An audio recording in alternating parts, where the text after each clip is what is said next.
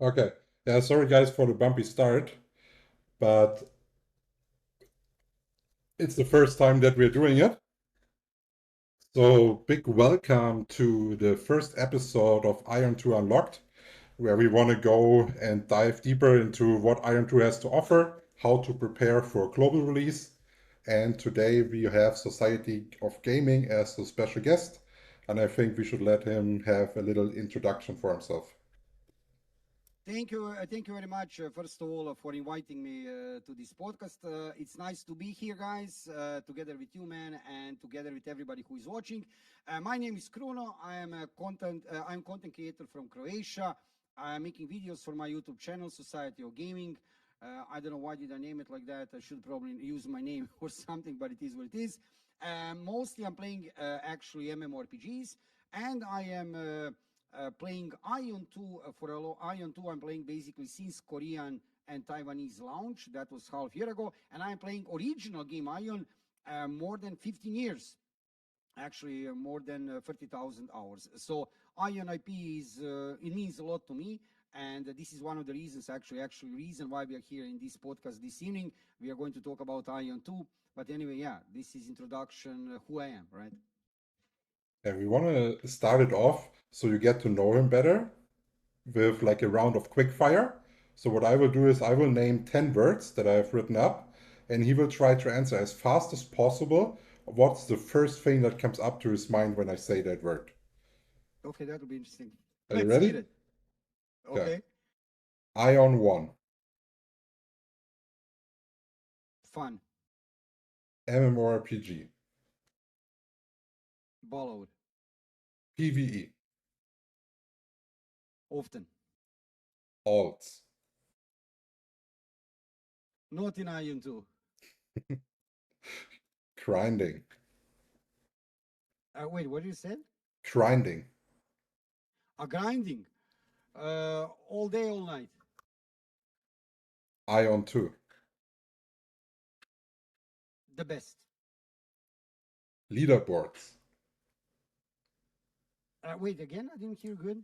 leaderboards, Leaderboards. Amazing. PvP, Uh, Often. class balance, Not so good. pay to win. Reality. Yeah, It definitely is gotta agree. reality. Yeah, definitely agree. But for the people that are interested in the controversial topic, we definitely have it on our list that we want to talk about.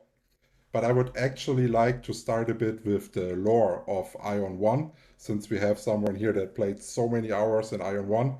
How about you hit us up with like your favorite points about the lore of Ion? Yeah, well, regarding lore of Ion, I have to say that regarding lore, Ion is one of the best MMORPGs. Not only one of the strongest IPs because of the content of the game itself, but also because of the lore. Ion have very strong lore. So starting with Ion 1, to put in short, right? Ion lore, I could talk now like 2 hours only about the lore, right? But in short, Ion lore is starting with creation of Atreya. Aion is a god who can create Atreya world and also created Tower of Eternity as anchor of that world. But that world is not just that world. Also in that world, he did create Drakans. Drakans were like dragon-looking creatures which were supposed to protect Aion, God, and also Atreya. And also he can create humans to inhabit Atreya. However, what happened? Yeah, I mean everything would be perfect, right? Like this. However, then we wouldn't have the storyline, right, of the Ion. What happened? Drakans, they have rebelled. Basically, they have turned against humanity and against God Ion, and they have started a war. Now, Ion, God, have created Imperial lords to protect human from Drakans. Drakans can also rename themselves into Balaur. That is very important part of the story right here. So Drakans and Balaurs, basically they're the same. They have just a name, right? And then what happened in that war, in that big war we're starting to wage against Drakans and Balaurs against humanity and Ion. And Imperial Lords, there were 12 Imperial Lords at the start. They were trying to help to humanity in that war. There was one big meeting, in short, there was one big meeting, two Imperial Lords, Israfel and Seal. These two Imperial Lords, they had tried to make peace talks, you know. They had organized a meeting, and they have organized meeting in Tower of Eternity. During that meeting, shield was down, everybody attended meeting, and now there is different versions of the story. In that meeting, who started a problem? Somebody have started to fight. In that fight, Tower of Eternity was destroyed. In that destruction, there was a big explosion, big cataclysm. Atreya basically didn't get destroyed entirely, but Atreya did get shattered into the pieces. In that destruction, we have get the lower part of the light, belonging to Ilios faction. That is Ilios. Upper part, darker part of the faction, Asmodea or Asmodians, and middle was Abyss. And basically, then we have a war starting, three-way war basically. Balor Drakan versus Ilios versus Osmos. And that is basically Aion 1 lore, right? And now we need to go into Aion 2 lore. We are getting to Aion 2 lore, where is story continuing 200 years in the future after these events, right? After these events of explosion of Tower of Eternity, of this cataclysm, we are getting into Aion 2 lore. In this lore part now, what is happening? Basically, we have Balor advancing strongly against Ilios and Osmos. Ilios and Osmos starting to losing the war. However, Imperial Lords sacrificing their lives, they are creating bulwark. Bulwark is some kind of shield protecting some safe zones where Ilios and Osmos can, not together obviously, right, separately, where they can live still. Then we have here one term here, which is Fafnite. That is special gem, new technology, which is Balor using to turn divas into zombies, to control them, right? And now we have in that storyline, you are coming to this world, shattered by war. Like I said, Ilios and Osmos are losing. And now you're trying to retrieve cores. In Aion 2 storyline, throughout game you have played also, you are trying to retrieve cores, which are basically, these cores were basically created when Imperial Lords have sacrificed themselves to create these bulwarks. So when they sacrificed their lives, these cores fragments were created, and now you're in search for these cores. And that would be like just in short, right? That would be in short explanation of storyline of Aion 2 and Aion 1 on one way, right? But which is much more, you know, in details regarding different kind of, you know, but that would be general idea about lore of Aion 1 and Aion 2. And I think they have continued a pretty good way lore from Aion 1 into Aion 2. I think they have done a pretty good job, you know. So this is regarding lore. So based on how you were telling it, I have personally not looked at any lore. I skipped every quest as fast as I can, press that skip button, like saving every second. But like it came familiar for playing the game. The only thing that I didn't see so far that you mentioned is dragons in the game. Do you think they're still coming? I mean, it's possible. These, when we talk about, I mean, I did mention actually dragons. So I can mention these beside Imperial Lords, which were leading humanity, which were created to protect Aion. There were also leaders of Balor faction. When we talk about leaders of Balor's faction, we have Dragon Lords like Phrygian, Tiamat, Beritra, Ereshkigal. These are dragons. These are some of them have died, Tiamat and Ereshkigal, during the storyline of Aion 1, but they are still, they are transforming themselves into dragons when well needed, right? And these are basically dragon lords, right? They're called dragon lords, right? So dragons, possibly we are going to see them right here, even in Aion 2. Wait, Melfi, you're saying volume? What volume? You cannot hear good? Can you adjust volume a little bit, maybe? Look on the chat, Melfi is saying, asking for volume. You Yeah, cannot hear us good? I just gave it 2 extra decibel each. Melfi, who you cannot hear enough? All together or just me? Or just Mr. Rosaponi, who you cannot hear enough? Both of us or what?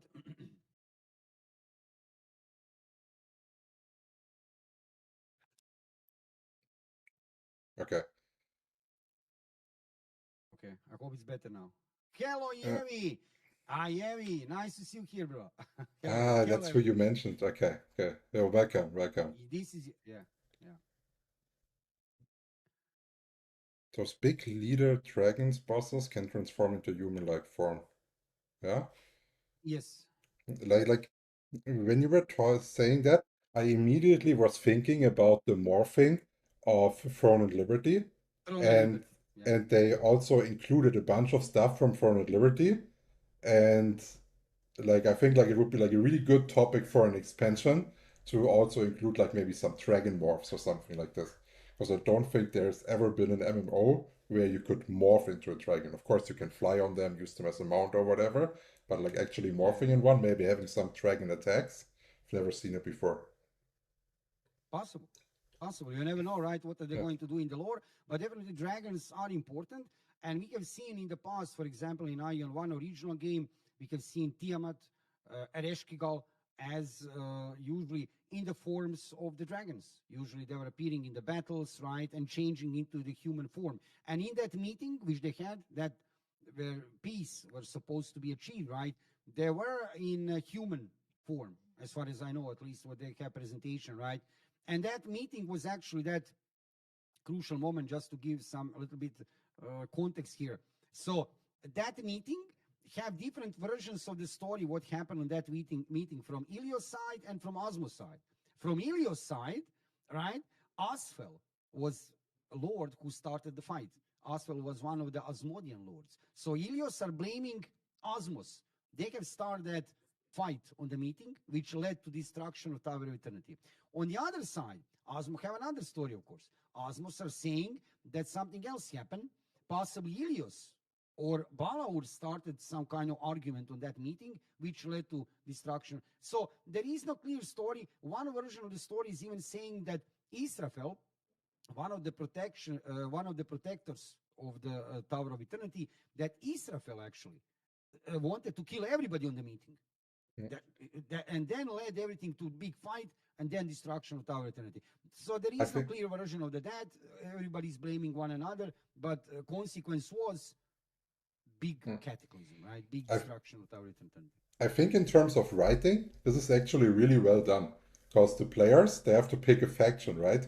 And they can Yeah. interpret whatever they want into that story, what feels like they can identify with it. Yeah.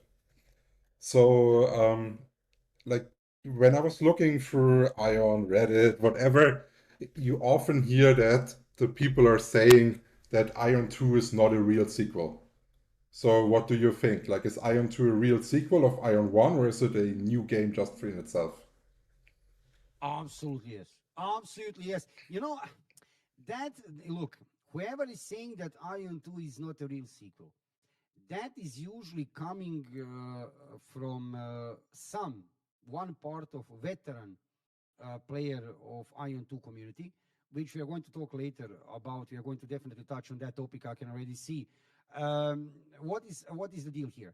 Not everybody from Ion 1 original game like Ion 2 because they were expecting Aion 1 just, I guess, graphically more beautiful. And that's it, right?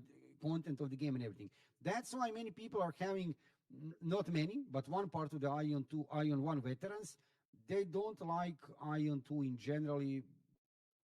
There is PvP part of the story regarding that content of the game in general, right? So I think regarding the storyline, they can follow up very good. Look, what is happening? Like I said, we are talking here about. You can look at it on this way. Ion 1, that was pre-apocalyptic, pre-cataclysm, right? Or story of origin. Ion 2 is post-cataclysm, post-explosion, right? That big explosion which shattered Atreya on two parts, Ilios and Asmos. So basically, Ion 2 is just continuing 200 years after that cataclysm. And like I said, Balor is advancing, Ilios and Asmos are losing, and I think this is pretty good continuation. Basically, you are waking up as the Daiva, and you have wings very soon. and you're trying to get you're trying to help to your faction, depending do you play Ilios or Osmo, you're trying to help to your faction to go throughout these dark times, which is upon your faction, trying to retrieve those cores. Those cores are very important because they have those cores have basically were created in destruction of Imperial Lords, and on that way you're trying to help your faction to survive these dark times, right, for your faction. So I think also, but it's not only that, right? For example, you have Osmos, you have Ilios, you have zones, right? Where did we start here, for example, in Aion 2? We have started with Veteran and we have started with Algard, which are zones from Aion, right? Wings are here, Abyss Gear is here, Abyss is here, different. So Aion 2 is definitely, they have done a great job transitioning from Aion 1 and Aion 2, but what is the problem? Again, one part of the community of veteran players, they will complain. They will complain because it's not what they wanted, So that's realistic, right? So if you Nothing wanted special. to convince like an Ion 1 veteran like yourself to give Ion 2 a chance, like what should they maybe Yeah. not be too critical of at the start, and they will later realize that it's actually a lot of fun. Look, I think that for all the Ion veterans, they should realize that Ion 2 cannot be like Ion 1. It's not possible. Ion 1 is amazing game. Love the game, everything, great game. But that game is from 2008. From 2008. Ion 2 is a game from 2026. There is a big gap in years. Not only that games have changed, we have changed also community of the players. And of course that Ion 2 is going to have different structure, different kind of combat, different kind of structure of the game, PvP wise, PvE wise. So for every Ion veteran player, I think they should expect modernized version of Aion. Like Aion IP fitted to 2026. And you need to be flexible, right? You cannot be like, hey, it needs to be tap target, it needs to be more PvP than PvE game. We are going to touch on that topic for sure later, PvP and PvE. So you cannot expect that. You need to be realistic and say, okay, this is still Aion, definitely, but it's modernized version of the Aion. And modernized doesn't need doesn't mean bad. Modernized doesn't mean mobile, You just mean it's modernized. There is nothing wrong Yeah. with that, So Now that you that's just something to expect, right? Yeah, now that you just touched the mobile topic, maybe let's give to people that are like really hesitant in regards of mobile gaming, like an idea. There, of course, Ion did release mobile in Taiwan and Korea, but to make sure that everyone knows, for global release, we will get PC only. Like the game has so Yes. many features that are PC only. Like I've already done a guide on how to edit your hub so you have everything visible in PvP, so you don't have to like move around and stuff. So it's like a full 100% viable PC game and not a mobile. Or do you think there's like Yeah. any feature that people would consider a mobile? Maybe the auto perfect, but it's really bad. But look, auto pathing is there in video. Black Desert Alone have also auto pathing. So what? I mean, auto pathing, there are exist in many other MMORPGs, but that's not really mobile-ish part. People would consider, I guess, mobile. I would consider, like you also, when we would have like auto combat. Yeah. Yeah. We don't have that in Ion 2. What is interesting, even a mobile version of the game on servers in Korea and Taiwan never had Yeah. any autoplay or auto combat. People say very often on subreddit, oh yeah, they have now like adjusted global version of the game. They have removed autoplay, auto combat. Bro, they can never remove it. It would never existed ever, even in mobile version of the game, right? So what the people could consider mobile, I know what they are considering mobile. They are considering mobile user interface, right? You usually people complain about that, but it's kind of funny. It's kind of funny and it's actually ridiculous. Uh, User interface of Ion 2, you'll see that same user interface in many other games like Chrono Odyssey. We have recently played Underworld King's World, which is actually not MMORPG. You know what is that user interface? That's not mobile. That's modern. Just because it's simple, not too complicated, right? Just because it doesn't have 82. You know that in original game Aion, we had 82 slots. 82 slots for the skills. Yeah. Wow, that's crazy, right? Wait, just because we don't have 82 slots for the skills in Aion 2, does that mean it's automatically mobile game? No, it's just modern UI. Modern UI, in my opinion, and obviously in opinion of developers, I agree with them. Modern UI should be simple, nothing too complicated to navigate, right? It should be clear, clean to navigate, and beautiful. And I, that is UI of Aion 2. And also, Chrono Odyssey, Honor of Kings, most of these games are having same idea about UI. And it's actually not mobile, it's modern. You know what would be mobile? You know what mobile would be when you would have on the screen something to tap. You know what I mean? Like tap yeah, this, yeah, tap yeah, that on the right corner. You don't have that in Ion 2. So yeah, people are just nitpicking. People are just nitpicking. It's a modern UI, right? yeah. And that's it, I also think like Yeah. as soon as you start leaving the MMO space and you go to other games, you will see UIs like this as well. Like everything is Yeah. simplified, and then like hidden, like maybe it gives you a big menu, no? Like in MMO, you have lots of things to do, you have a big menu, but the overall UI is clean. This is just like the new style, I would say it. And I would not label anything mobile just based on that. Like it has to be Exactly. gameplay impacted that it's actually a bad thing. And like it should be. For 2026, what do I expect from AAA quality game? That you have a modern UI, that it should look modern, not like game from, again, from 2008. You just need to be adjusted to the age where you are. And it's like I said, it's very hard to accept for one part of the community. I'm Ion veteran player. I mean, how much did you play Ion 1 original game? How much did you play? Zero. I really, you didn't I at didn't all, play it at at all. all. I was only Oh, like when I man. was at that age, I was playing Fly for Fun nonstop. I see, I And see, I see. the biggest But joke is that's good. that like I'm playing Fly for Fun, where Fly is in the name, and now like the first game that I'm playing that has actually good aerial PvP combat is Ion 2, which is a bit of a joke after playing like a Fly game for so many years. Yeah, yeah, yeah. So But look, no, no, continue. yeah, I just wanted to say that many people think, which is wrong, that majority of the people who are going to play Ion 2 will be Ion veteran players. That's not correct. Yeah, My I son is think low. there will be way more new players. Yeah, Exactly. yeah. Like players like you who have never played Ion, right? My sound is low. I don't know how is my. Try to increase my volume a little bit more. 1 second. Uh, yeah, okay. Thank you, Fisher. Thank you, Fisher. Welcome, guys. Welcome, everybody, to live I stream. gave you another 4 decibel. Is it better, Fisher? Is it better, Fisher, now? A little bit more? Yeah, that's an often problem. I have encountered that problem also on my podcast. I also need to increase volume of the people who are, yeah. I don't know why is that happening. Fisher, is it better? Okay. We can adjust even more, right? You can, 4 Yeah, yeah, yeah. decibel, that's not We good. are free to adjust. Like if you hear something that's not fitting, just let us know. Maybe while they're Fisher, checking, we can touch a little uh, bit on the classes. So right now we have 8 classes. Are you yeah. satisfied with them? Like, do you think there's something missing? What can the people expect from the 8 classes from your point of view?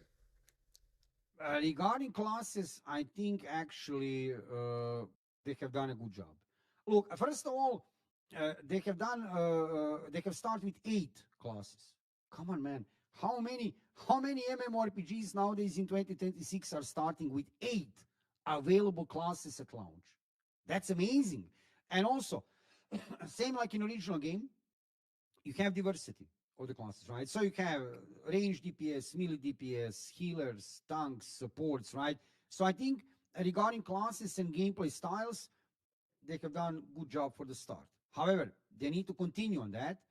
They should definitely implement new classes in the future, but already 8 for the start, it's amazing. Because again, most of the players, like you, there will be many players who have never played Ion in their life, right? They heard about it, they know about that game, they never played it, right?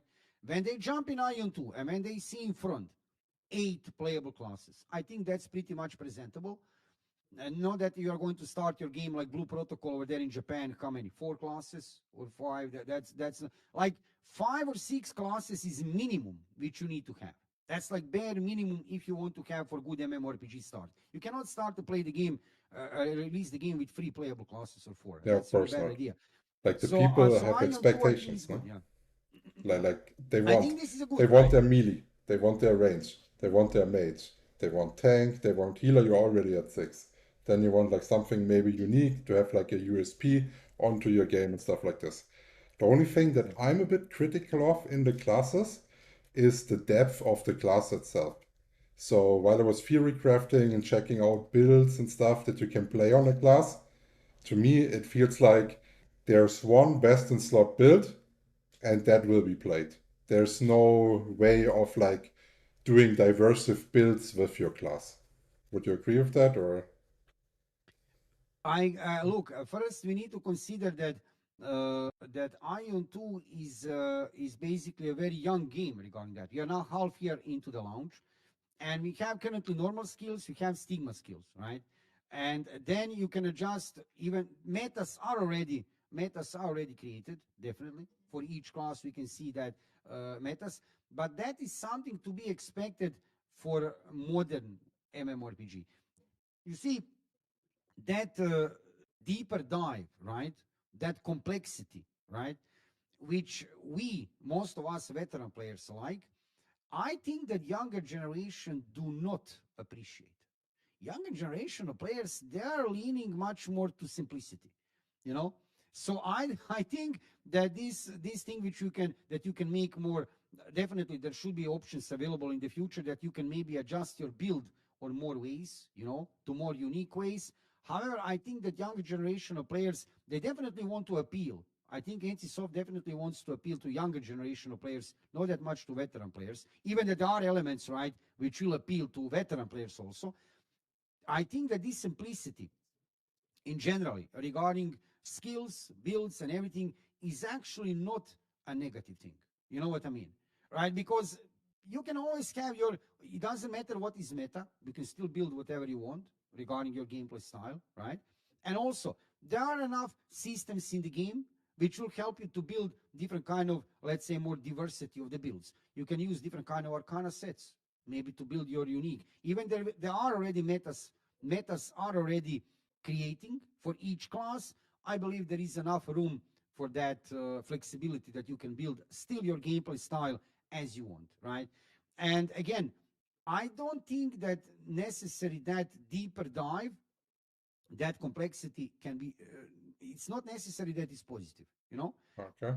Younger generation of players, I think they're going to lean more on this simplicity, you know.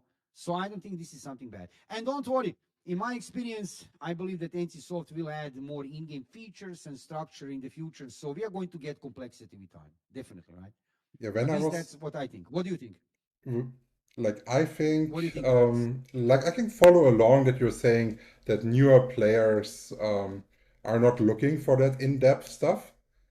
And I can also see it like when I do like a more basic guide, a lot more people will click it than when I do some nerdy min-max shit where I'm calculating some attack speed breakpoints to squeeze out 1% extra DPS. Of course, no? Um, Yeah. but I think that for like being interested in your character for a long time and having like not like an initial hype and then quitting after 2 weeks, but staying invested into your character, it's good if they add more variety of playstyles into the same class. Because they've already decided against class change tickets in the dev conference. And Yes, yes. if you want to level up something new, to experience something new, it's extremely time taking in Ion 2. So if you have like things that you can like switch around a little bit and make the class feel different, I think that's a good thing. And I was actually surprised by the approach that they took for Throne and Liberty in the new update, where they have all those special effects that you can now put together onto your gear. It reminded me a lot of Diablo 4 with all the aspects. And all those aspects that you're getting is basically defining the majority of your playstyle while still keeping the core class as your identity. And since they already have that basically available now as a feature in their company, I would not be surprised that we see something like that in a long-term way. Yeah. That's logical. That's logical, definitely. It's a young game. It's still a very young game, and actually, amount of work which they have done in the last few months, you have seen improvements and much more content in different kind of systems. So I think, like I said, this complexity, it's like coin with the two sides, right? On one way it's good, definitely I can see positive implications of it, but on the other side I can see that again, how much we are always measuring, we are always observing Aion, and criticizing, and watching from our perspective, but neither you neither me, I mean, we are not old, but we at least we are not, right? We are not old, we are young, we are flourishing, right now, but we are definitely not that young generational players which is coming. We are not 16, 17, 18, 19. So these younger generational players, I don't think they will like complexity. I don't think they're going into deeper dives. I think they will appreciate much more simplicity, straight, direct to the point. They are not going to take care too much about the lore of the game, you know, leveling long. No, they just want to have fun. They want to go directly to the combat, whatever, to enjoy the game, right? So, including also, we can also transfer that way of thinking to the skills. Definitely, there should be some more depth, right? But I see already that too much complications is never good. It's never good. It should be simple, and it is simple now. So there will be more complexity in the future for sure, right? No problem regarding that. There will be more complexity. It's yeah, one part thing that could maybe already add some more complexity, maybe we even get it for global release, is that the latest data mine was revealing a ninth possible class. Like it's supposed to be called fighter and it's wearing like a knuckle or like a fist or whatever to fight. Yeah. Did you already hear about that leak?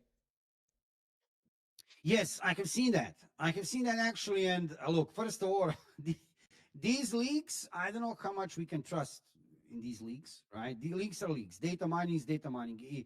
It's after our interpretation, right? What do we get information over there? Now, they are implementing on June 25th in Throne and Liberty. They are implementing a new class, basically new class, new weapon, gauntlet, right? Now, are they going to do the same thing in Aion too? Like same weapon? That doesn't make sense to me. But I mean, it's possible. You never know. I don't know. I'm not a big fan. I'm not a big fan of Gauntlet, to be honest. Of gauntlets? We already had Oh, in okay, Aion. okay. Yeah, Yes, that's really interesting because in FlyFF, I like don't like it. the game that I played the most, like the most OP class there was in PvP that basically had a skill that was so badly designed it one hits everything all the time, and that was the Gauntlet. So it was basically like they designed the class like the One Punch Man anime. Look, And it then they doesn't had need. issues with balancing Yeah, ever since. yeah. Yeah. Look, they have. By the way, first you need to know something that Gauntlet type of the class is not the first in Ion 2. We have already in Ion Gauntlet class, Brawler. They have implemented in Ion Okay. Classic some kind of karate, karate punching fighter kind of class. They had a collaboration with some anime game. Don't ask me what game it was. I can't remember. Anyway, that's the reason I think they can. And look, I really don't like this. And also, for example, they could done actually Brawler nicer in original in Ion Classic, not in retail. They could done there was gauntlets were not that big. Now in Throne and Liberty, I don't know. Did you see how looking gauntlets? That's looking disaster. Gauntlets are big, massive, big gauntlets. Oh my god! So anyway, it doesn't. Of course, look, whatever new class will come, it will be better than 8 playable classes right now. Absolutely better. Why? They always do the same thing. I can already get used to that, and you know how it is. And it's logical thing. I would do the same thing as developer. Why? Because you want people to reroll on a new class. You don't want to make new class worse than already available classes, right? You want people to reroll on your class. Why? When people reroll, money. Because the Fine. people, That's totally fine, and right? they love to OP chase. Like the amount Yes. of people that pick their class based off a tier list.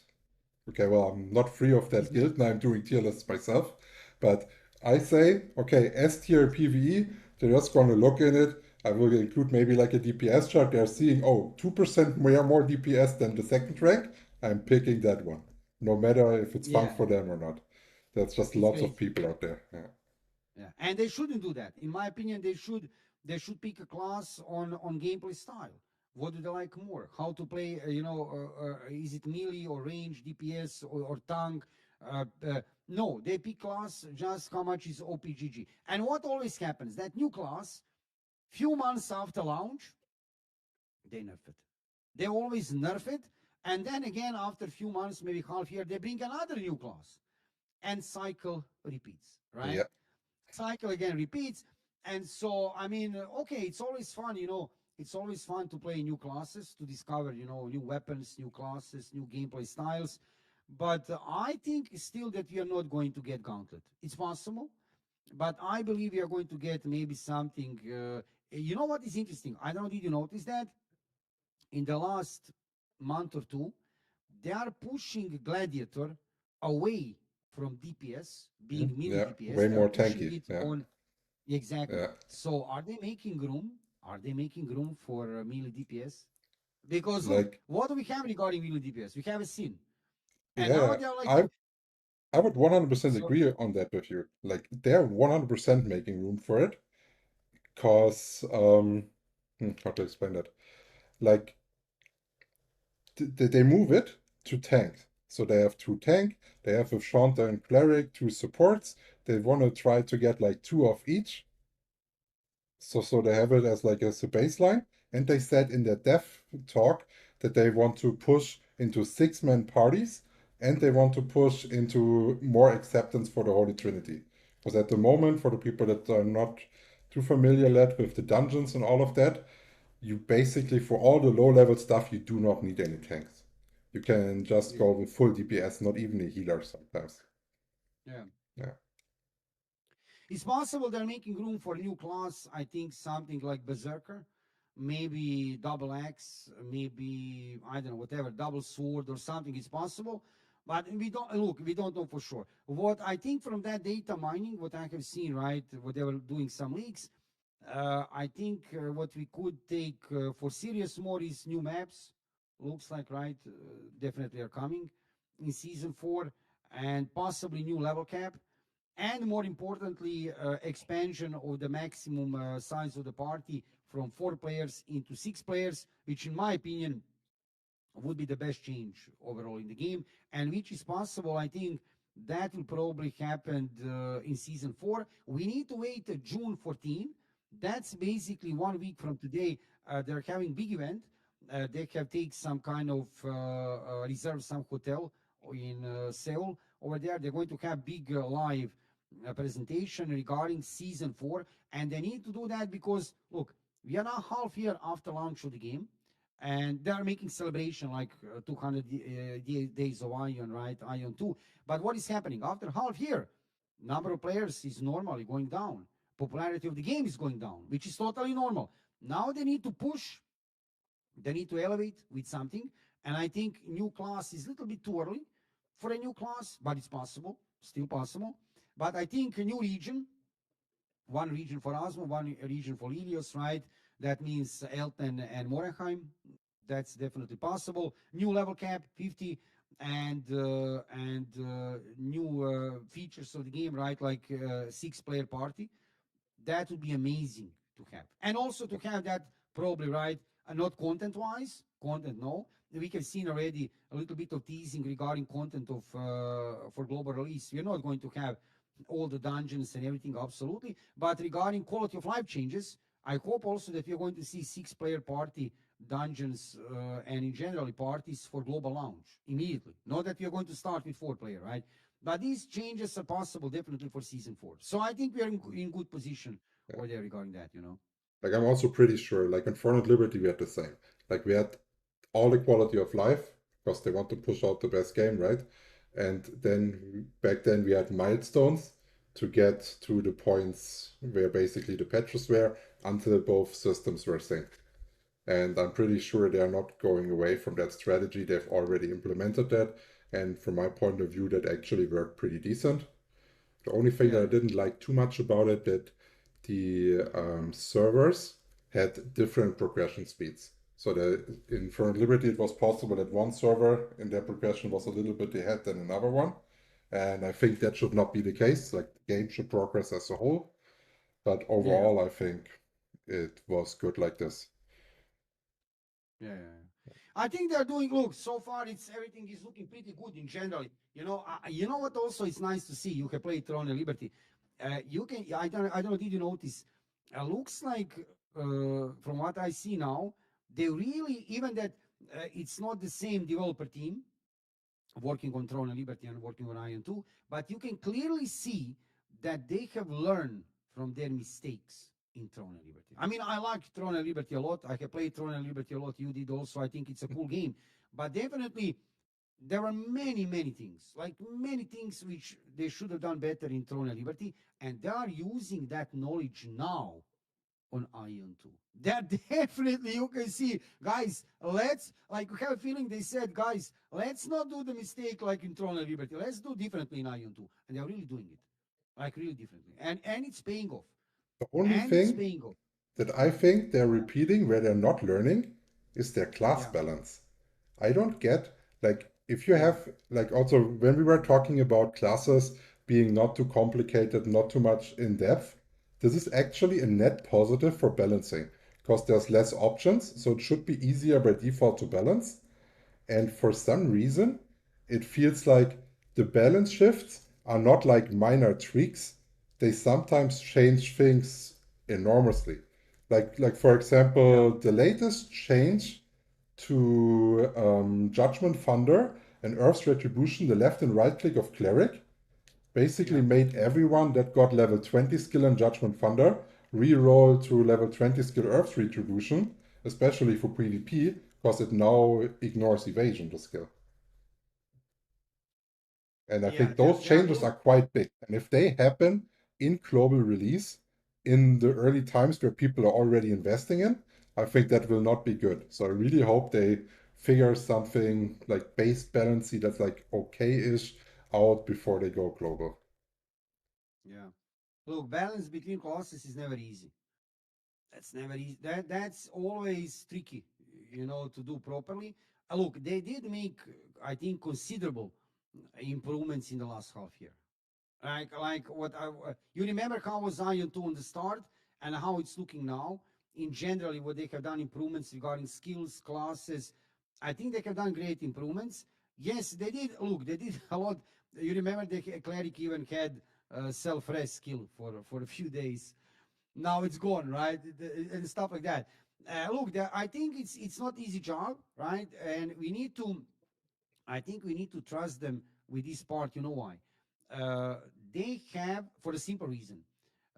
It would be really bad from us to assume that they're doing just random moves like this. I don't think they do random moves, and they have better analytics than us.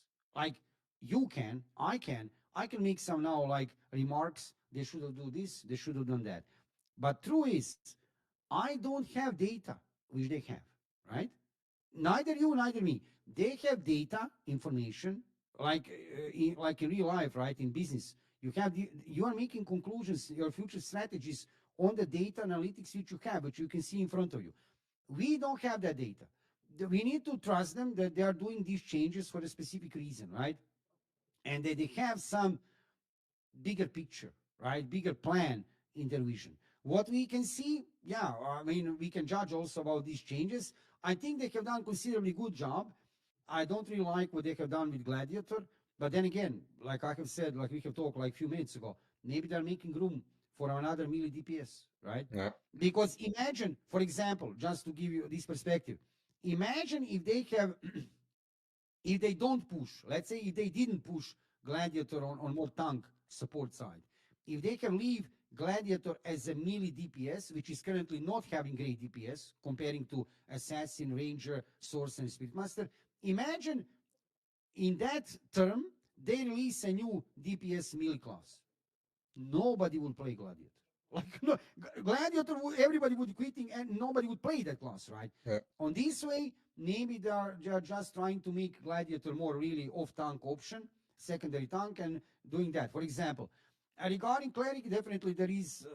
We have seen from Ed seen one video we were watching also here on my stream, right? Like maybe a few days ago, I have seen some video we were watching from Ed scene about talking cleric having low utility in generally, right, cleric class like feels like nowhere regarding healing and stuff.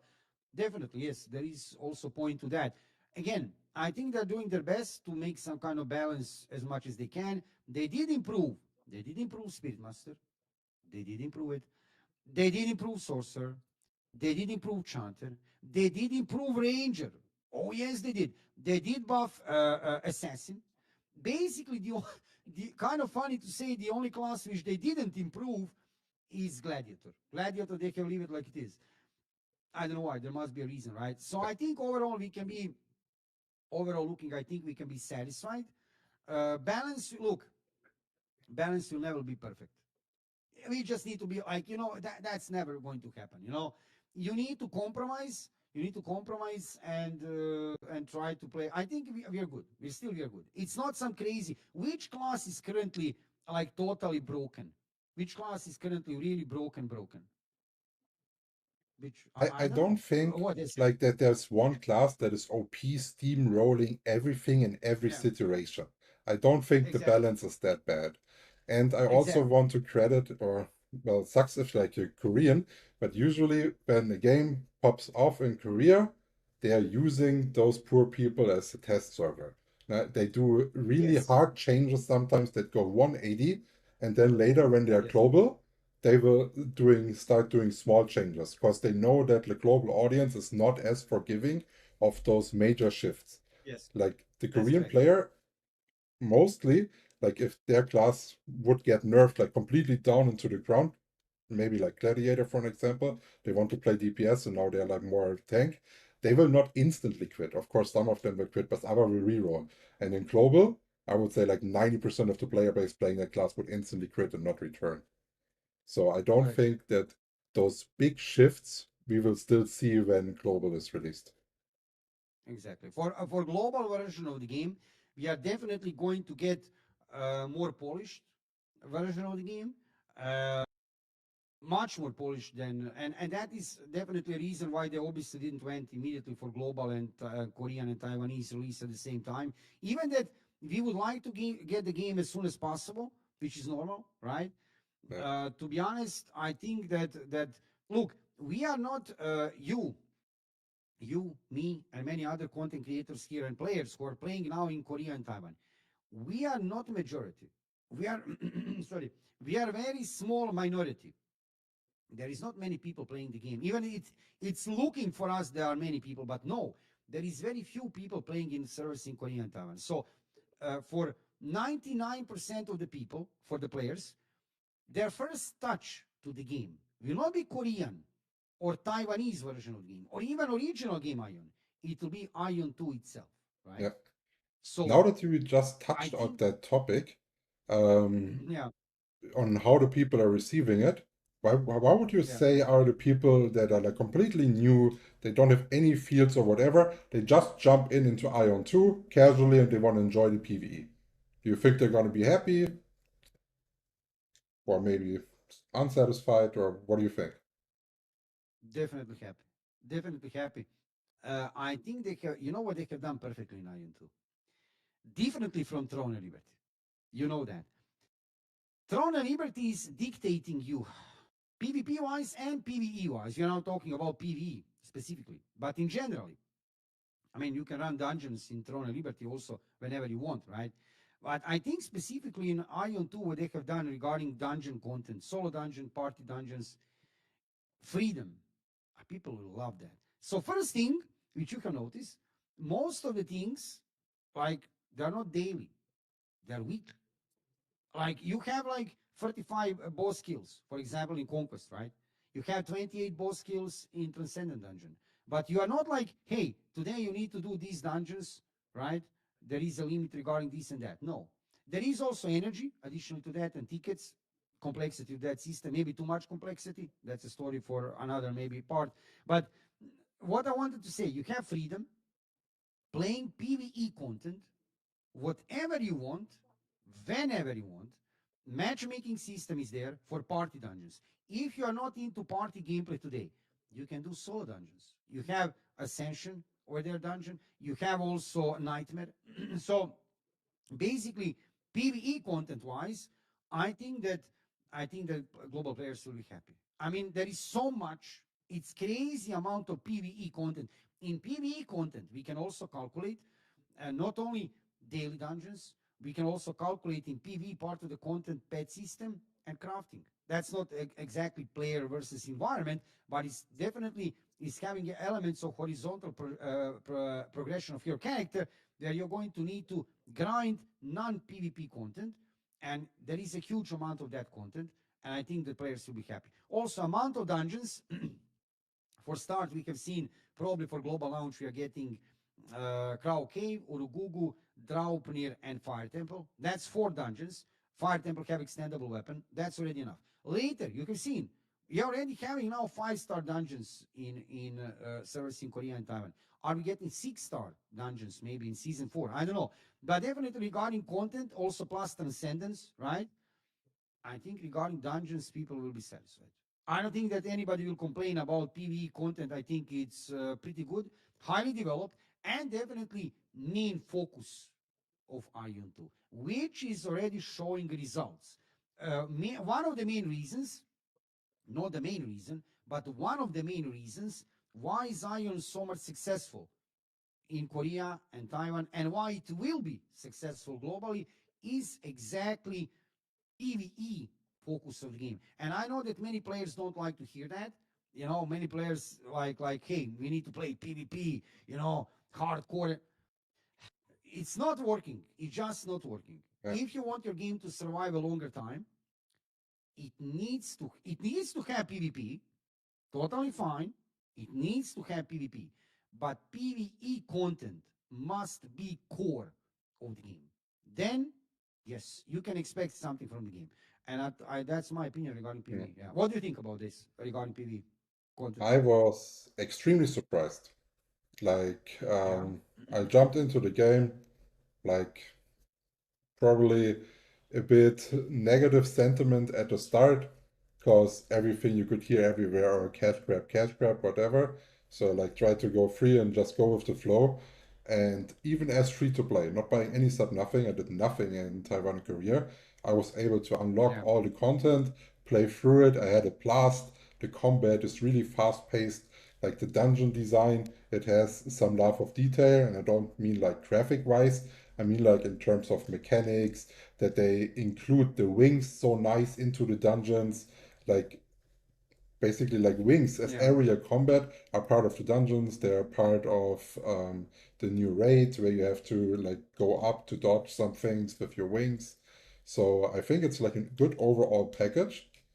And I don't know, like in terms of PvE, I was not missing anything. And also what you touched up on with like the weekly things, you can adjust your Yeah. time the way you want. And whenever you have like a week where you go crazy, there's always pets to farm.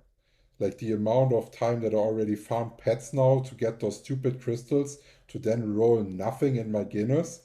Like this is actually a crazy long-term progression system to get those pets properly. Yes. Yeah. They have nerf also, luckily. I think this is also a good move, right? Uh, I did mention alts, right? You said in that quick Yeah. thinking. That was one of the best moves, which will pay off definitely for global launch of the game. Also, is that they did alts nerfing. Is a good move because I mean we are going to need to grind anyway. MMORPGs are grindy, but they did reduce that amount of grinding and they did focus it much more on the main character, which I know that not only many. You did play Lost Ark. Did you play Lost Ark? Yes, I did. And yes, I did grind all So, alts every day. so It yeah, was exactly. ridiculous. So Yeah. exactly. So I mean, alts. We like actually with these alt changes in Ion 2, what are they doing? Sorry, they have done actually that you are going to create alt, but you are going to create it for a good reason, for the right reason, and that will be that if you want to play another class, right? And also, if you want to play more, that you still can farm some kina and some golden gear. You still can definitely farm on alts. You can. But your main reason to play alt shouldn't be that you are making the game second job. Your main reason for creating alt should be that you want to discover another class, right? Yeah. Maybe new class, not necessarily new, another class.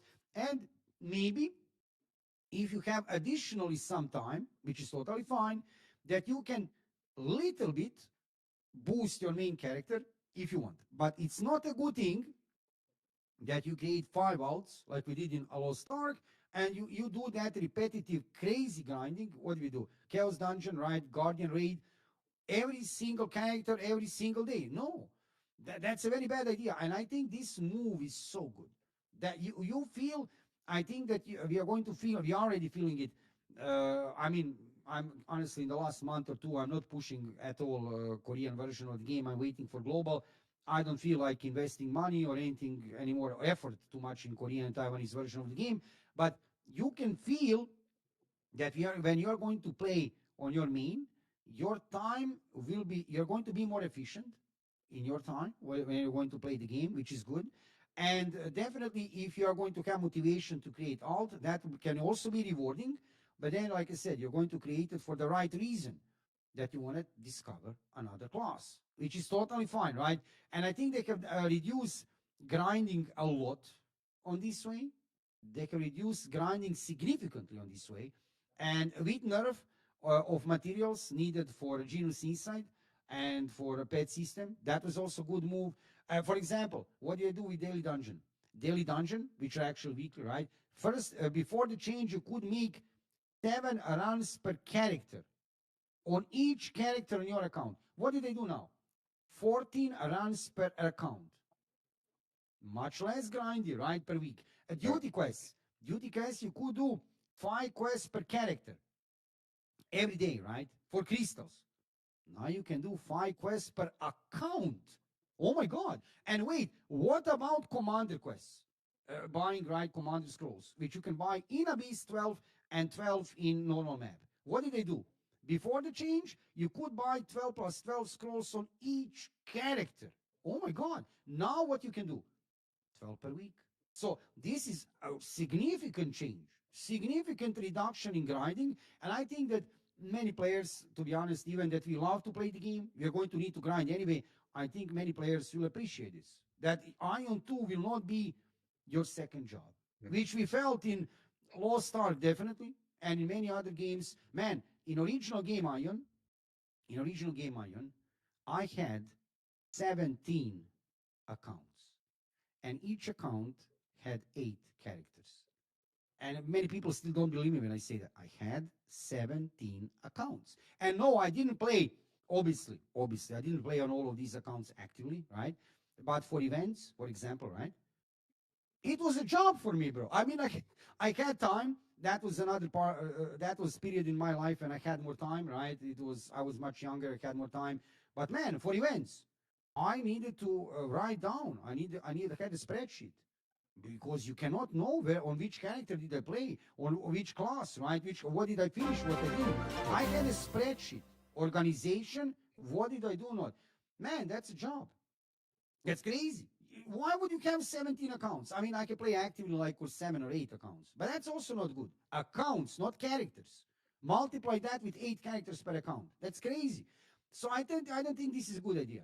Neither I, for Ion, neither for All Stark, neither for uh, any game. I That's too really much. think That's that just too their much. approach to alts, like trying to remove them, getting the bound Kina in as an additional currency, I think that Yeah, worked really well because now instead of having like this big roster or army that you had, it's actually better yeah, if you want to funnel that you have like one main character and maybe one alt that you're actually also pushing, like almost treating like a second main character to then, if you want to, boost the other one.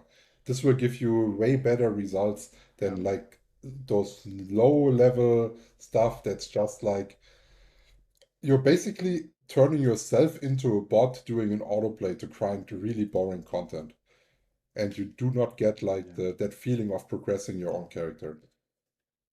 And yeah, I don't know, like the current grind situation and farm to me, it feels decent. Like it does not feel as grindy as other Korean MMOs, also not in terms of power farming, but yeah. you still have the options to do it with like the pet system and stuff like this. Yes. Yeah, I think that's good. Quicksilver, hello, welcome to live stream, man. You need to increase volume still, man. Look, volume is low still. Check this out. Quicksilver also right on the chat. Yeah, you need to increase still. I wonder how will WOD.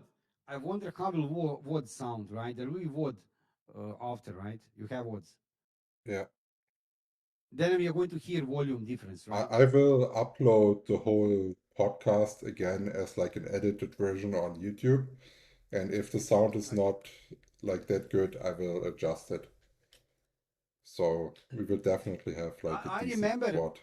I remember for podcast, I need to, you know what's happening for when I'm making podcast, I need to significantly increase of sound of guests. Usually it's like 75%. I I like have you on Discord plus, usually have that percentage. Yeah, yeah, and you need to like I have big, plus big. 20 decibel now on you and minus I don't 9 know. on myself. So that's a 29 gap. I don't Quick, know. Quicksilver, is it better now? Wait, let's try to adjust. Quicksilver, is it better now? How is now? Is it better or am I still sounding low?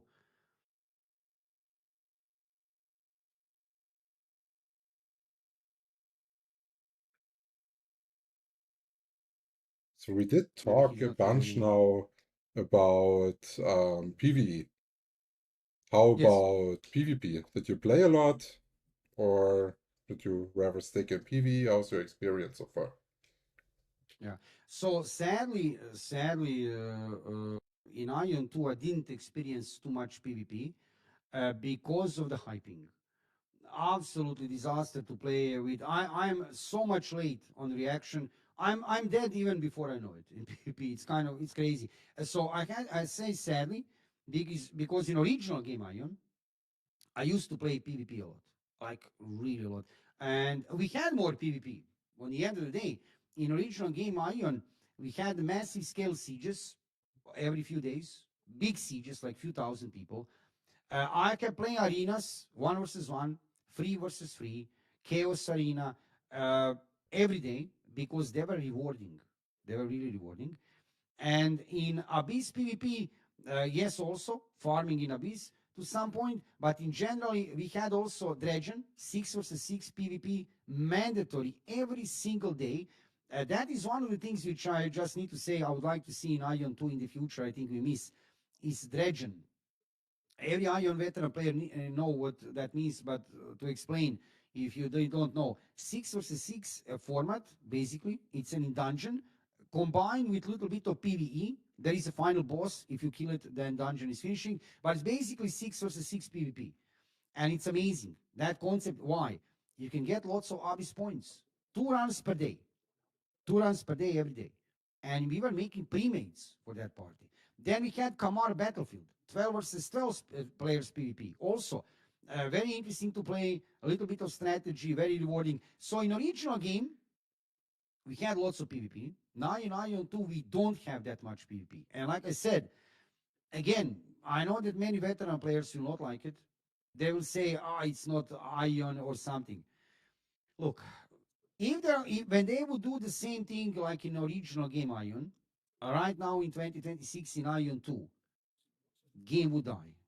It would die much sooner than with focus on PvE, right? So definitely, I sadly, like I said, I didn't play much PvP in Ion 2, but I have studied what other people have done in PvP, right? Even that I didn't play, I have seen what other people have done. I have seen, you have seen streamers, you have seen streamers like Joy, like Welps, playing PvP a lot, every single day, right? And what I have seen so far from them, there is lots of fun. Definitely, it's a different type of the PvP from what we had in original game.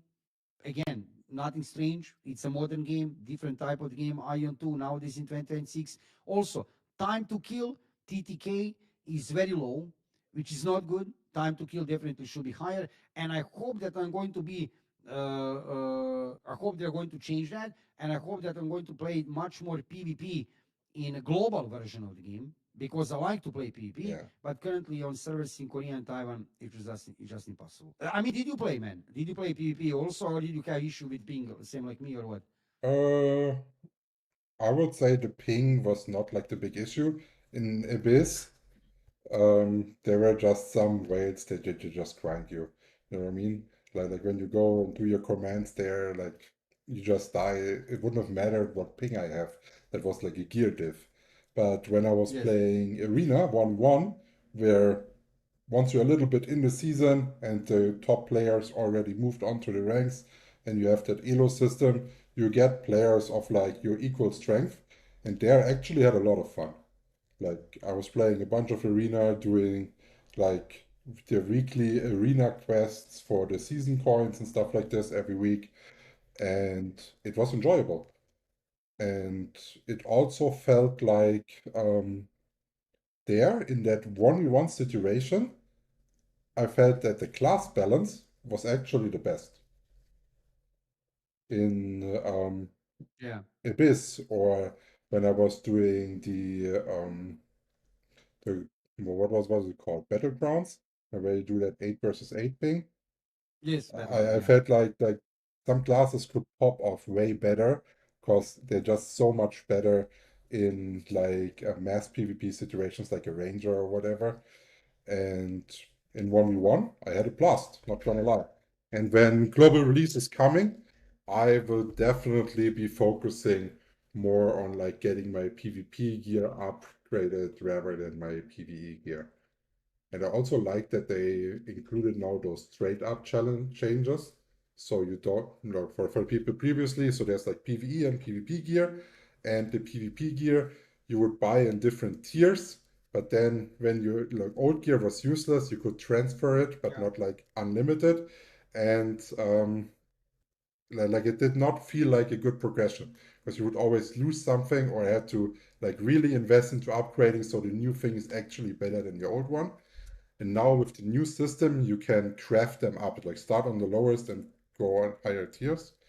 And with that in place, I would say like I'm most likely gonna be focusing on PvP cleric all the way. That's Yeah, nice, man. That's nice. I think I'm still going to focus even in global version of the game. I'm still going to focus more on PvE, but definitely I want to play also PvP. I guess I want to play both. I guess I want to play both, but it's always nice to hear that you want to play PvP. Look, there is definitely room. There is definitely room for the people who wants to play PvP in Ion 2. Look, you have one versus one arena.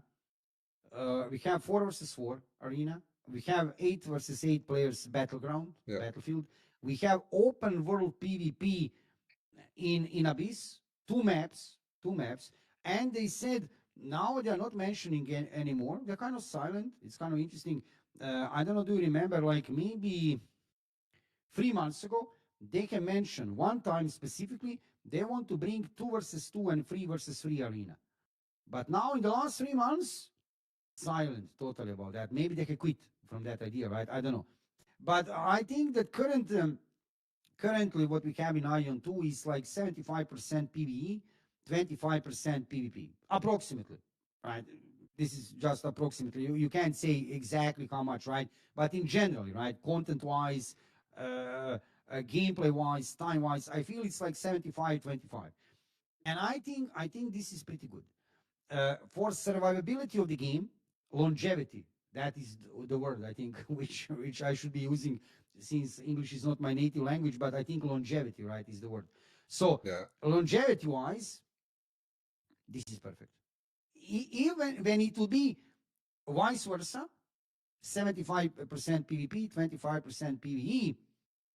No, like seriously. I know that many people would like that, and I know that many veteran players feel sad that they don't have that in Ion 2, but it wouldn't be good for the game. If they continue with this direction, they are going to be totally fine. If they continue with this direction, if they shift direction strongly on PvE side, I hope they're not going to do that. There will be pressure. There will be pressure, definitely, from global community. I can already see it. Because you know what is interesting, man? I don't know, did you notice that? Uh, uh, PvP, PvP players are not majority. They are a I know. minority. But you know what is? They're loud. They are so loud. PvE players, they are majority. They are majority, but they are silent. You know, they're silent. They're not going to rant. They're not going to complain. They're silent. But PvP players, they are loud. So when you have a feeling that everybody wants to play PvP, but that's not true. Yeah, That's absolutely not true. They're even just though, loud, and that's the feeling, right? yeah, I Yeah. think you What do you caught want me to say? there because I'm like probably one of those loud PvP players usually, and I don't have an issue with them focusing on PvE because similar to what you're saying, like I feel like it's the way to go. And I don't know, let's say on a server there's like 50,000 people and like Yeah. maybe only 10,000 of them play PvP. It's Okay. still more fun to play PvP on that server than on a pure PvP server where there's 10k people playing, even as a I see. PvP player. Because there's always PvE stuff that you have to do to get your PvP gear and stuff like this, to grind, to upgrade, and so on. And I don't know. Like I'm looking forward to it. Like I'm not too bothered that it's not like fully PvP focused or whatever. Like my best flow state would be like I work, I get off work, I do my PvE grind maybe 2 hours, and then have like 1 hour action PvP, something like this. And if I get like those smooth 3 hours after like a casual workday, like I'm gonna be happy. And then usually on the weekend, maybe like one day full PvE grind and then one day only PvP. And with the weekly system, you can also switch up like a PvE day, PvP day. And for me, I don't know, like I'm not missing anything on that part. Like it felt really smooth to me. That's good. That sounds good. I think many people have strategy like you, like I said, and I think we're going to be fine regarding that. I think like game wise, I don't know. Probably want to cover also that topic for global release, right? Game wise, like there are always things like in real life, right? Whatever you do, your profession, business, right? Whatever each one of us is doing, you can always do things better, right? So game wise, definitely there would be things which they could improve, they should, but nothing game breaking. There is only one thing which they now need to adjust for global, and that is monetization, right? Everybody Good. talks about that, and I think that they need to adjust that thing to satisfy the masses, because it's kind of ridiculous what people complain about. People don't even understand what they talk about. I can see that every day on Twitch when I'm live streaming. People come, oh, look at the dog, nice. You Yeah, are. she's I Mrs. can't have. Photobombing. That's Are you Lumi. not afraid regarding your equipment or anything to be destroyed or anything? Your dog is No. get used to equipment around. She is not destroying anything. Like when She's I not destroying. when she was a puppy and I got her, Yeah. the first thing that I did is like I was cutting off a piece of cable and I was putting it on the floor. And every time Ah, when we were playing there with her toys or whatever, and she would come close to the cable, I would tell her no. And it took like 2 weeks, and she understood that all cables are no, and it's fine. Like that worked that's really well in amazing. terms of puppy training. So in case I you have. need like a little excurse on dog training, just hit me up. It's too late Yep. for mine. You need to teach the dog as a puppy. I mean, my father is a hunter, so I have experience with dogs, and I have a dog now, right? And I had like when I was a kid also, we had many dogs, right? And what is happening usually? I'm having I'm having next to my house, I'm having attached building, let's say part, which is summer kitchen and few rooms, and I'm having my dog there. As a puppy, I also had my dog in a house, but I usually when dog turns into adult age, I don't have dog in a house, right? I have it next to the house, right? So and also I have a big yard, so she's playing a lot outside, right? So yeah, so that's why usually here in this room where I have PC and everything, she's not used to. As a puppy, yeah, she didn't care that much, and I didn't train her about that, right? But I don't know. I'm just used to have dog usually not in the house, right? I mean, she is in the house a lot during day, but she's not sleeping. She's sleeping next to the house right here. So in the summer kitchen, and during winter, it's warm over there, right? Also, so that's my strategy regarding the dog, right? But it's nice to see that your dog doesn't have anything. But like you said, it's training from young. Yeah. You need to teach them when they're young, when they're puppy. Now it's too late. You know that there is that saying. I don't know. Do you have that saying? Did you hear that in Germany? But in Croatia, we have a saying, which is saying that you cannot teach old dog new tricks. That is saying, old saying, very old saying in Croatia, saying that you cannot teach old dogs new tricks. In That's interesting, Germany, right? I they don't know. say it too, but I don't believe it too much. Because, like, if you do Yeah, clicker training and treats, um, and you have, like, I would say, like, a normal dog that does not have, like, a behavioral issue in terms of aggression or whatever, I think with yeah, just yeah. some patience, in like 2 or 3 months, You you could can train teach. them anything, but then you also have to invest those 2 to 3 months, like, full work on it. Yeah, yeah, And yeah. now that we just came to the investment part, maybe let's go back to our monetization topic, because this is Yes, like one that I think many people are interested in. And we've already said that the game is like 80% PvE, 20% PvP. And something like that. Let's say. I think that fact people are often not including when they're looking at is it a cash grab in their terms of ice or whatever. Because in my opinion, if you're playing PvE, you do not need to spend anything. Like not even subs. Like I was playing free to play, I could unlock everything over in Taiwan. I had fun, blast. Like if I would spend, it would just take away my game time. Like I got Yeah. 500 hours free flow state MMO gaming time for paying absolutely nothing, just downloading it. And Yes. where, for me, the monetization becomes an issue is in terms of PvP power. Because if you Of spend, course. especially in the early times, you can cap out so strong in PvP, you're going to mow down the others in comparison. Just like if someone cashes crazy, gets their evasion up in the early game when the people do not have the accuracy yet, it's just going to be a mammoth out there. And this is where I think like the imbalance in the monetization is. How would you look at that? I agree with you. I agree with you definitely. When we look, I mean, usually when we talk about problems with monetization or pay to win, then we are referring usually to PvP part of the gameplay, because PvE wise, theoretically, right? Can you theoretically pay to win in PvE? I mean, yes, by definition, right? But real thing is where people are concerned is PvP, not PvE. And then usually when people talk about pay to win, first thing which I say to them, which is getting them very upset, when they come to my stream, I already get used to that, right? People come to my stream. Many people, most of the people come to my stream, right, and to my YouTube channel because they love the game, right? They're gathering that we talk about the game, right, and have fun before global launch, right? Get information. But there are one part of the people, one part of the community, one percentage, which is coming to my stream to hate on a game, right? So when they come to the game, Yeah. to the stream, and then they ask me about pay to win, then I say, don't worry about pay to win. And they say, what do you mean don't worry about pay to win? Of course I will. No, bro, you don't understand. You don't need to worry about pay to win because Ion 2 is not a PvP game. And then they get very upset. Yeah, I say that on purpose. I mean, of course it is.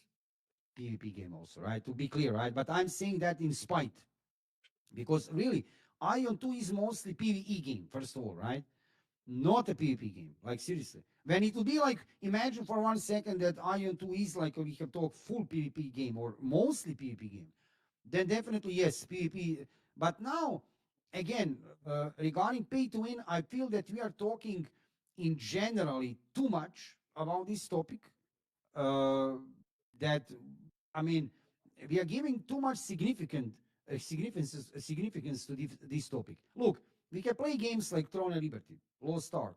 They were also pay to win games, but if we did play them, why? Because they are good games. First question, which we should always talk when we talk about Ion 2, shouldn't be pay to win. That should be second question. I agree. Definitely, we should talk about this. But first question should be: is the game good? Like, is the game good? Because if the game is not good, then we don't need to even talk about pay to win. Like, what is the point talking about pay to win if the game is shit? For what are we talking? Right? We are not. We are finishing our talks. You're not even going to play the game. So first question: is the game good? Game is not good. Game is great.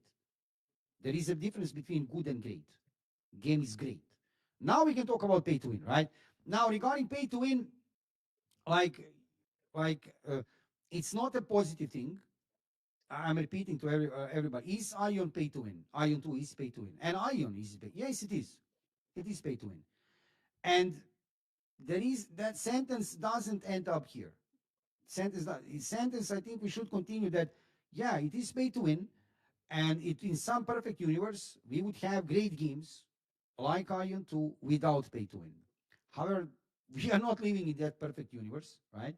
And we need to accept the fact that nowadays in 2026 and in the last 10 years in MMORPG gaming genre, pay to win is reality.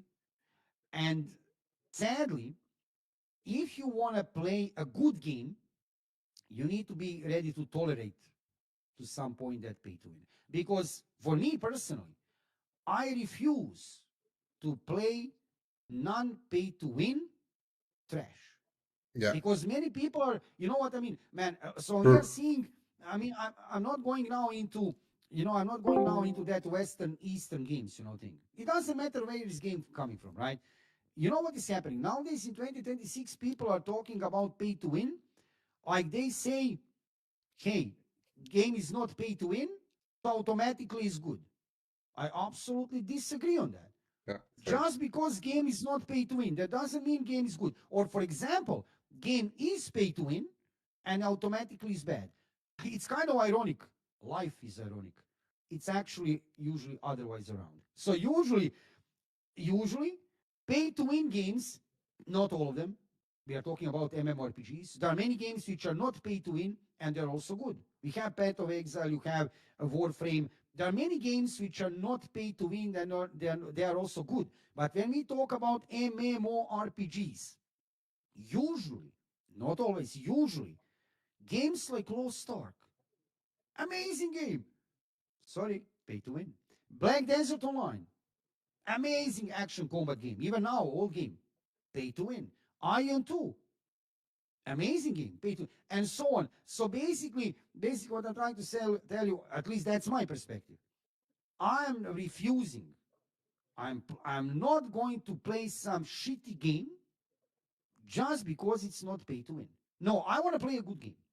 That's number one. Pay to win, I'm going to handle. I'm going to tolerate. So that's my attitude, right? And I think, like I said, that we are talking too much in generally, right, in media and everything regarding pay to win. It's not bad topic.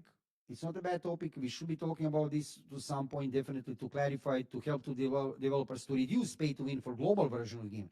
But I believe that main topic we should talk about is the game good? Yeah. Combat, content, PvP, PvE, classes, structure of the game, end game loop, optimization, performance. You know what I mean, right? Yeah. That should be It's our focus. also whenever I do a Uh, game review, no yeah, matter what game, like monetization is always the last part. Like what I value the most is, do yeah, I have fun? Yes or no? And I had a blast. No? In PvE, PvP was not that much fun. but in terms of like getting outgeared or whatever, no. But this is a price that I, like you said, that I'm willing to take to play like a game that is like flawless, even feels like Exactly. fast paced with 170 ping, stuff like this. Like it's just Exactly. worth it to me. And I also like for the people that don't know yet, that there's also already confirmed that the monetization will be adapted for global release. Not in Exactly. what term exactly, but the CEO of NCSoft actually mentioned it already in the press conference. They acknowledged that lots of the titles failed in the West only due to monetization. And then Yes. there was one new acquisition that NCSoft did. They purchased Just Play, a German company, for about $200 million, which is like, I would say, like a quite hefty investment to just buy. And Okay. they have up to 5 million European players in their player base. And Wait, they that's a basically, German company. it's a German company, yeah. I And didn't know that. That's and interesting. Hmm. um, they basically now have the spending behavior of 5 million Europeans. And I But wait. highly suggest Yes. that if they purchase a company with this data for so much money, they acknowledge that they're having a weak spot in monetization, so it fits the Western style, that they're using this data to make the monetization well, or at least make the monetization so it fits the spending behavior. So I think that we are going to get the monetization actually the way that the Europeans are spending. And some people will probably not be happy with it, but I think some people will actually say, oh, yeah, okay, it's better than Korea. Wait, well, you have just mentioned Just Play. I mean, what is actually? I have seen that acquisition, by the way. I am following also news from Aidsoft, right? But wait, what is actually Just Play? Do you know what Yeah, is yeah, that yeah, I platform? know. It's like a hub for mobile games where Ah, for a you mobile. for mobile games where you can Okay. how to say it, like you can play like a game, and then you can earn some diamonds, some rewards, and that like get another game referred.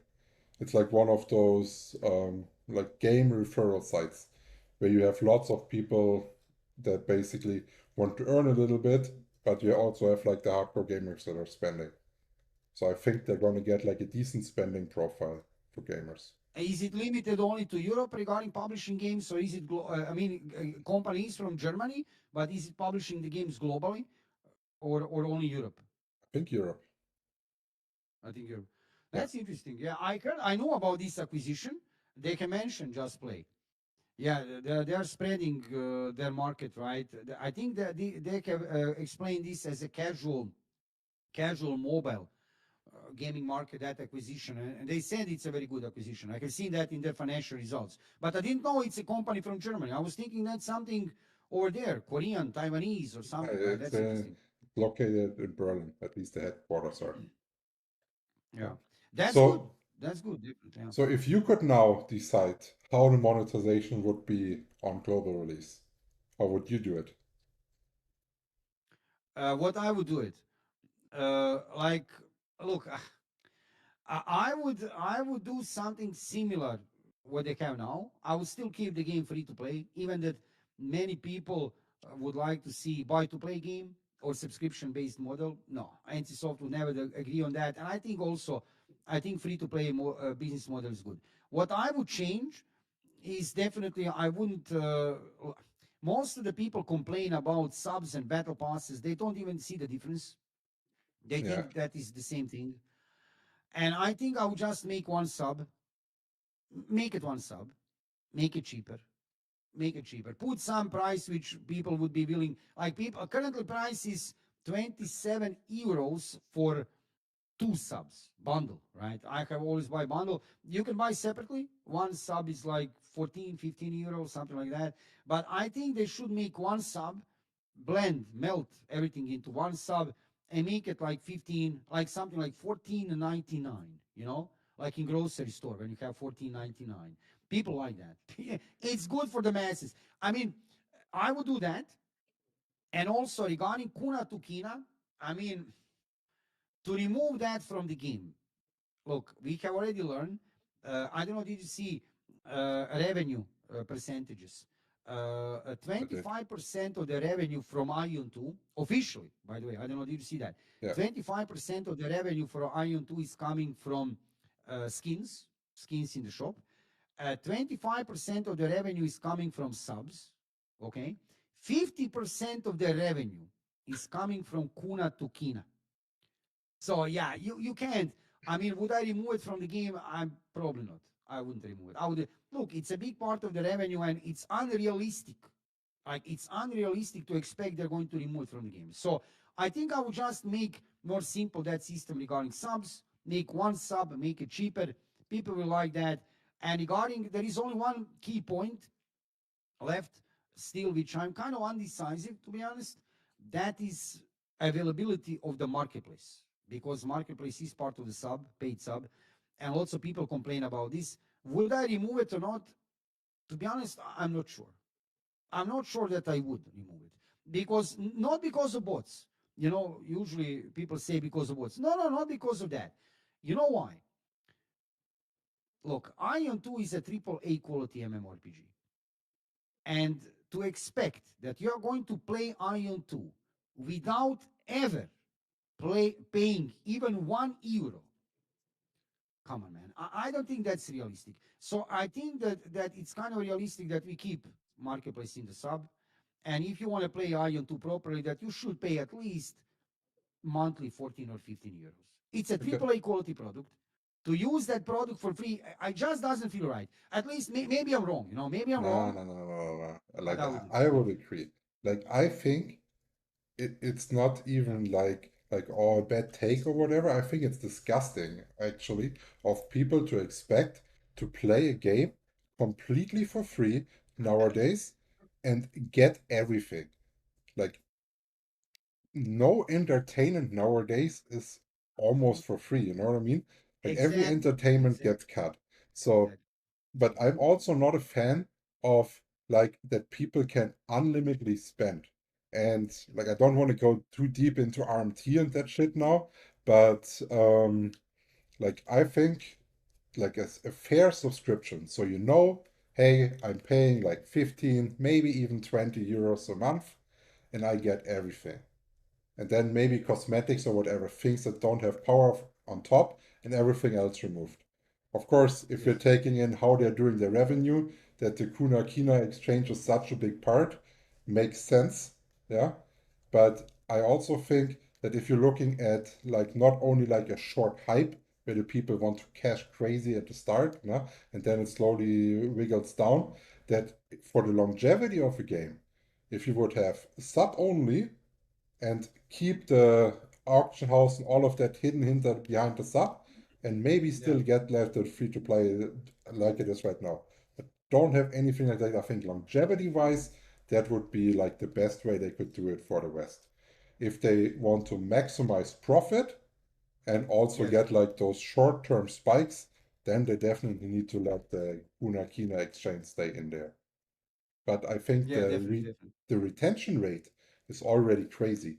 Like when I did my review on the game, I was researching like retention rates of all the MMOs that released in the last 5 years, and Ion 2 was the only one that was like having a positive retention after release, gaining more players, and then slowly started falling. All the others had heavy drops already after like 1 week, 2 week, 3 weeks, 4 weeks. Yeah. So, in terms of Korean MMO releases in the last 5 years, it's the game with the best retention rate. And I think that success can carry over in the Western release if they do a proper monetization that is focusing longevity over quick returns. Yeah. I think it's. I think to be honest here. I mean, I don't want to sound like, you know, how to explain. It's not even. It's not even to make better monetization. Actually, it's more about to do good changes marketing wise regarding monetization because people don't. It's ridiculous. People don't even understand what is the problem regarding pay to win. People talk about subs and battle passes. Like spending 20 or $30 per month will give you that some crazy advantage that you're going to kill everybody one shotting everybody in PvP. That's crazy. People don't understand, which is actually good, by the way. It's kind of funny. It's good that people don't understand the problem is kuna to kina. They don't. We do understand. They don't. So I think they actually don't need to do some insane changes for monetization. They just need to do smart marketing move. Like, hey, people, we have heard your feedback. They should say, okay, no more several subs or battle passes. We are going to make one sub cheaper. And we are going to Yeah. make one battle pass for Kina. And And everybody will be happy. Everybody will be thinking, oh my yeah. God, they have And reduced pay to win. You know what I'm trying to tell yeah, you and I here. know I know exactly what you mean. And And I'll tell you something. Yes, yes, say what you want. Yeah, what do you want to and, say? and that would even make sense in their approach to the game overhaul, because the other things like classes and stuff, they are simplifying it. You know what I mean? And Yeah, here, like they make the pay to win like more complicated than it has to be. You know what I mean? Like all of those different things. Should I buy it? Yes or no? Like also in terms of marketing, and like getting someone to press the purchase button, it's way easier to convince them to press it once than convince them to press it six, seven, 8 times. You know what I yeah, mean? definitely. And yeah, Yes, yeah. And just to add something, what you when you said that it's absolutely disgusting, and I agree with you, that people expect to use AAA quality product for free. I need to tell you something more. Situation is getting even worse than that. You know why? Because people not only you know what is the worst? It's really terrible. I mean, again, people always criticize developers, gaming companies. People never look at us, community of the players. They never they do some retrospective into us. How did we change? Nowadays in 2026, what you said, I totally agree. It's terrible that people expect to use and play AAA product for free. It's getting even worse. You know what is more? People expect to use product for free and be competitive. Younger generational players, not only, I can notice that on the chat. So always when we talk about, right, like investment of time or money in the game, right? When we analyze here on my Twitch channel, I don't know, did you watch when we talk about this? I could talk about this several times. People, I'm telling them, you have two choices. You have two choices. Either you're going to invest money, which is fine. If you have money in real life, if you have earned it, you want to push money in the game, okay. Or either you're going to invest time in the game, right? But you know what is the problem?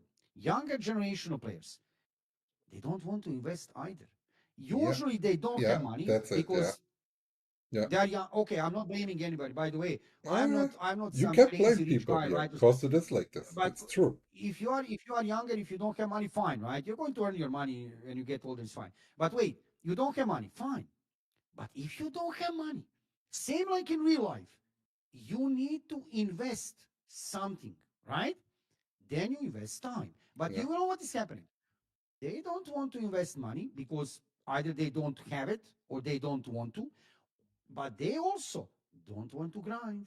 They don't want to waste time, but they still, wait, they still expect to compete on the top level. Like, yeah, but this how is would that this. work? Like I don't How want would it to work? crash out too much on like the new generation that's coming up, but like this getting a trophy for not being good kind of mentality when kids are growing up. I think it's destroying them. They always have like an overinflated ego. Like I can tell a little bit from like a social experiment that we did.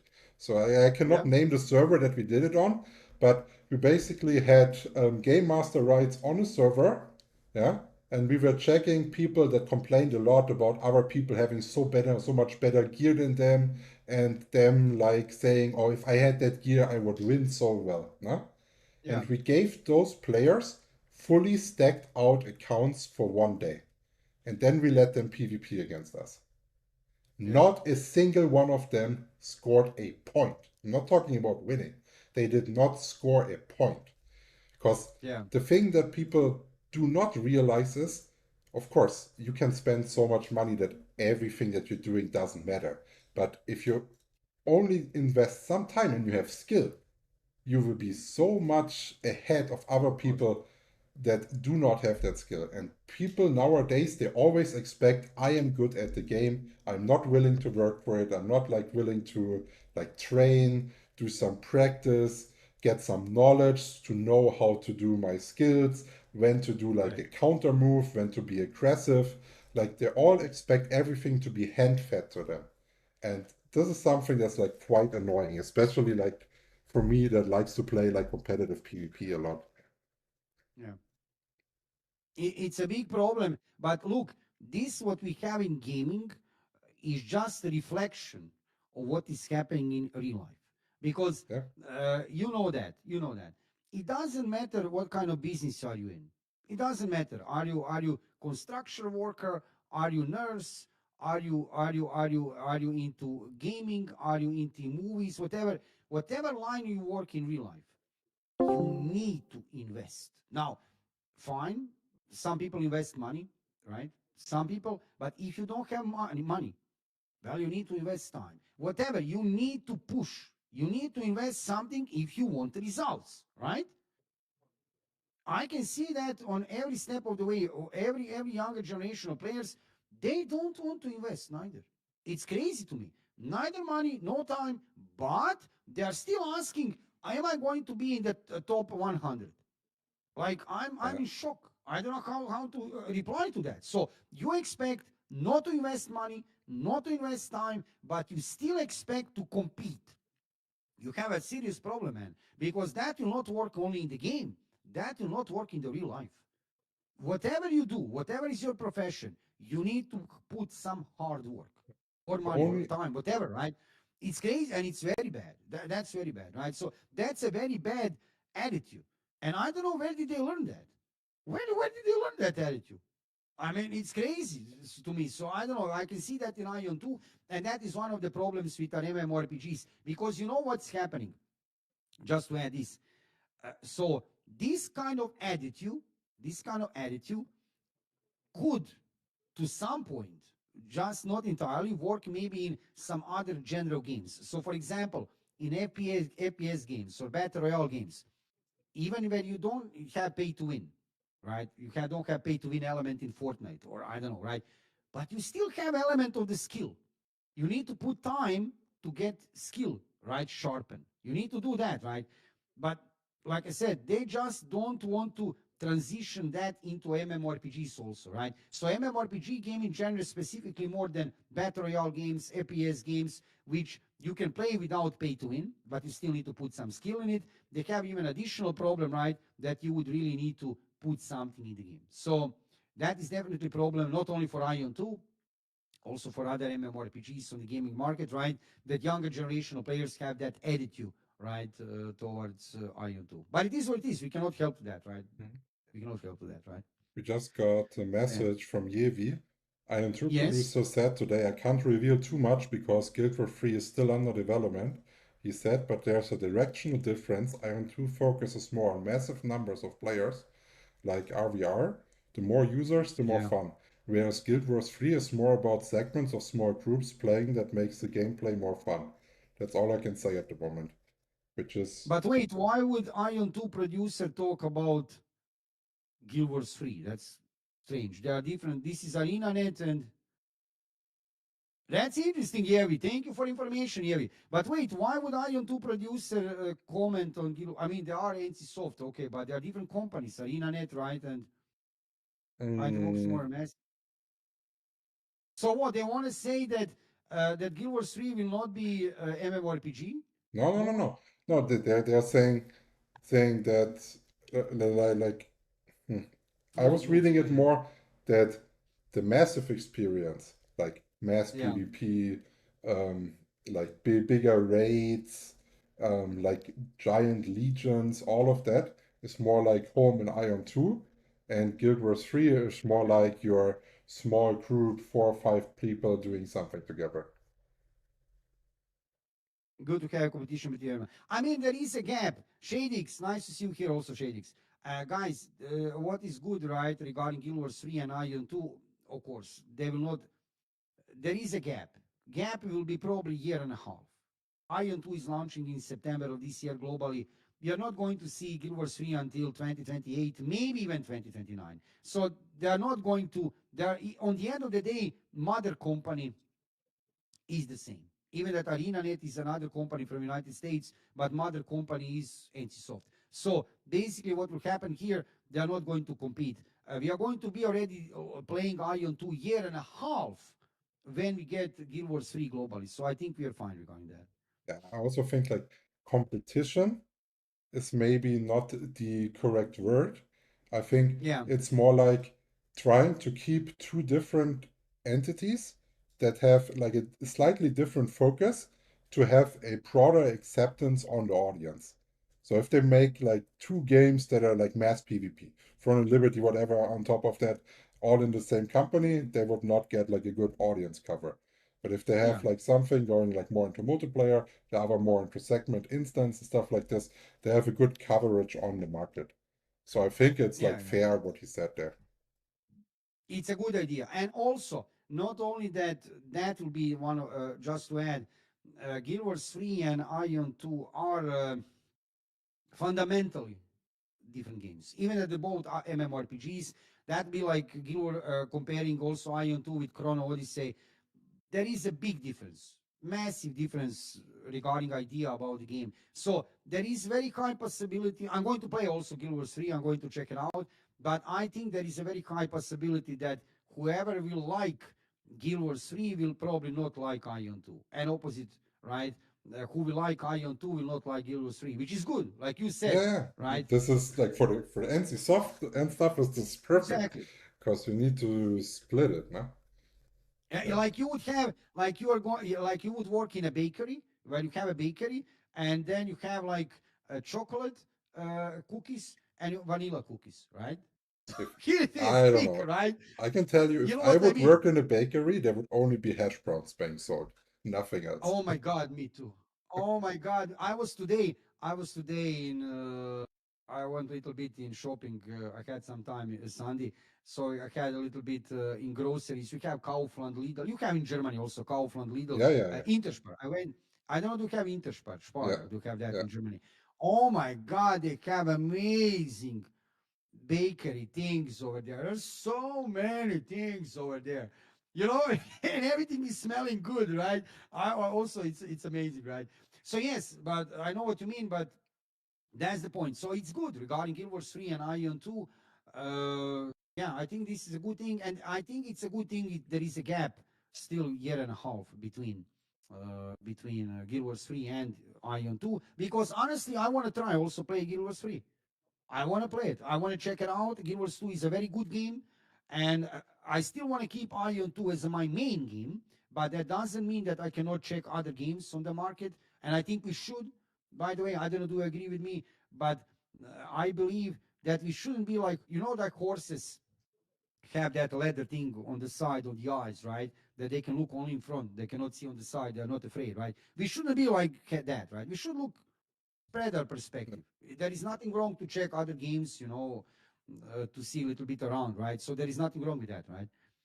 Did So you hear a little bit about what was happening in terms of Riot MMO space in the last days?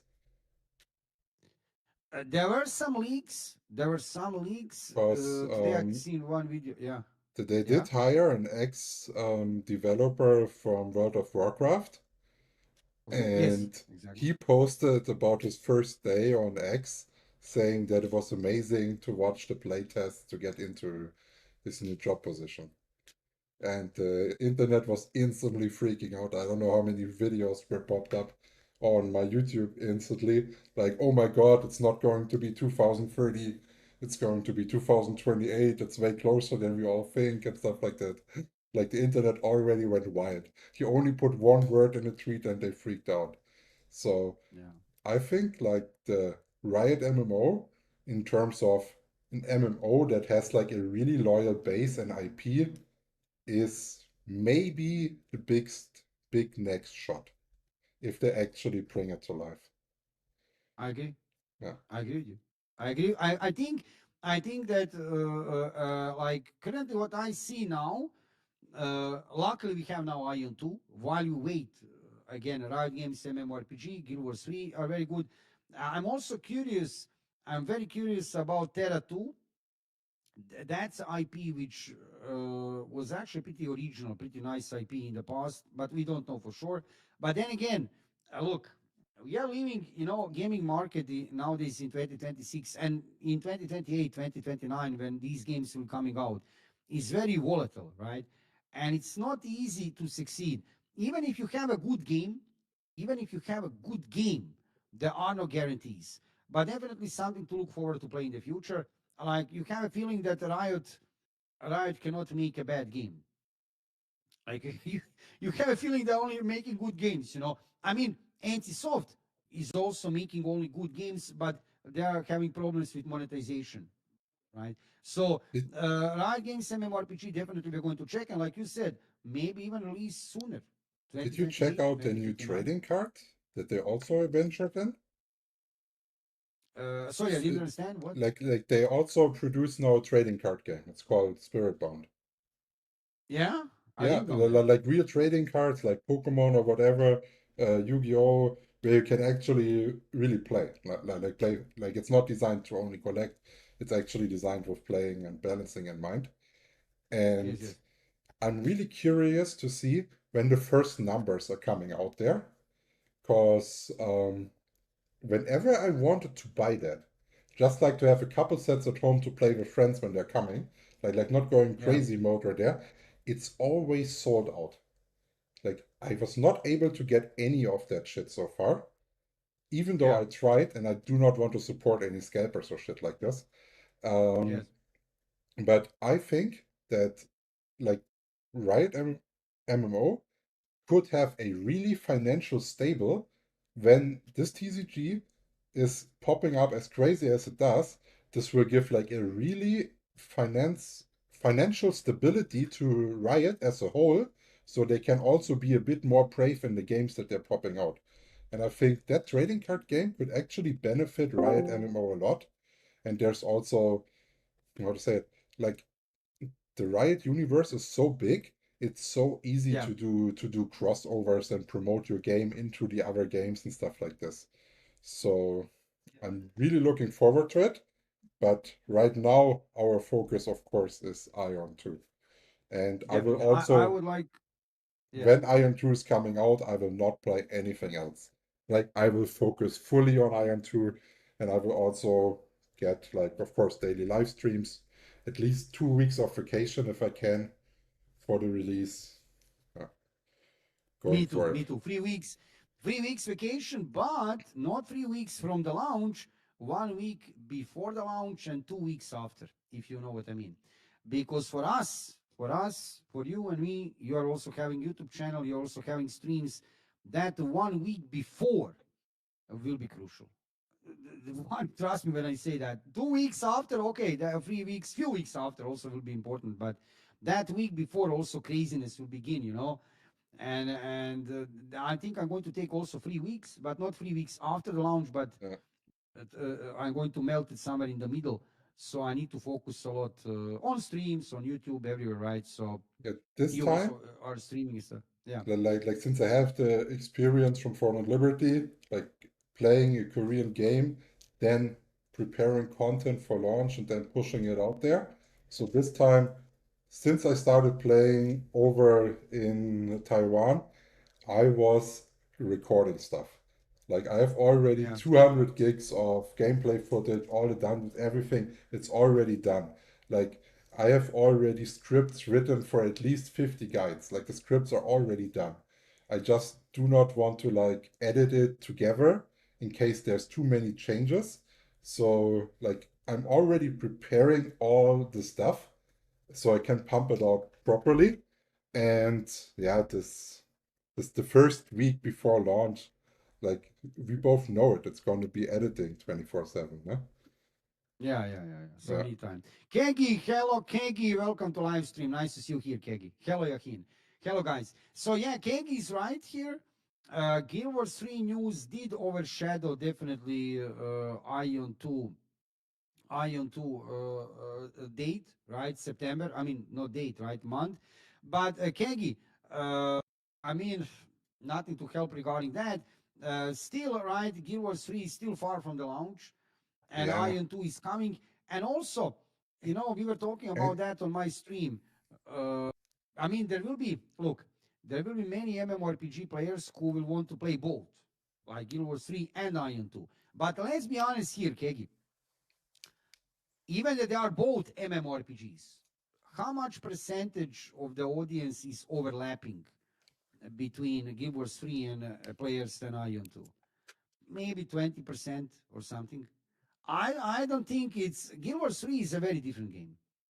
It's a very, very different game than Ion 2. Business model also. Don't forget, I mean, you can play Guild Wars 3 for free, but you need to buy expansions. Ion 2 is still free to play with subs. So I think the audience players are different, definitely different. There will be still Ion 2 fans. Ion 2 fans, they will play Ion, and I don't know, will they really like Guild Wars 3? It's really questionable, right? and So I think we're still good regarding that, at the moment, like we had this event, we had Summer Game Fest, two big news. I would say the Guild Wars 3 news, if you look at the whole MMO community, was obviously bigger. But Yeah, definitely. the trailer before, like this morning, I don't know what it sits at right now, for Ion 2 was already at 270K viewers.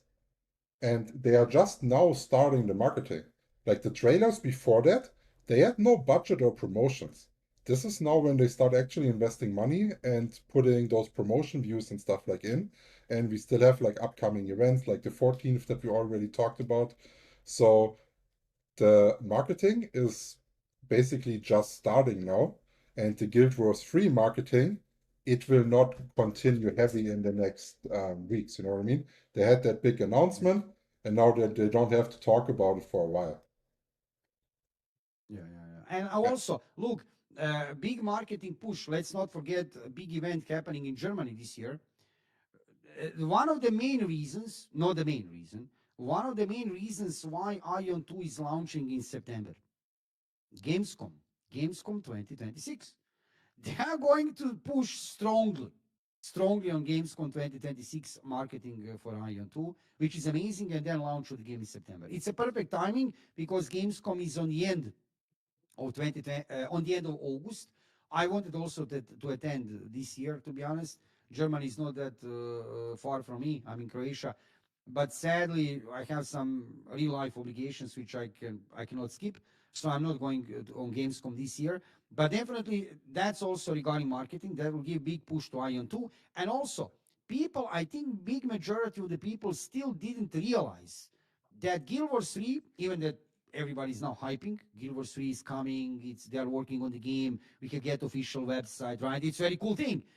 I don't think that people still didn't realize that we are not getting launch of the game until 2028, maybe 2029, because betas, not one beta, plural, betas are starting in fall of 2027.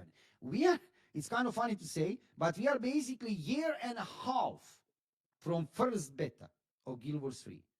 These betas will continue throughout 2027, end of the year, maybe beginning of 2028. So regarding Guild Wars 3, I don't think that people understand. We are probably 2 years away. Like seriously, we are probably 2 years away. But too, yeah. If the game launches, let's say the game launches in June of 2028. We are now in June of 2026.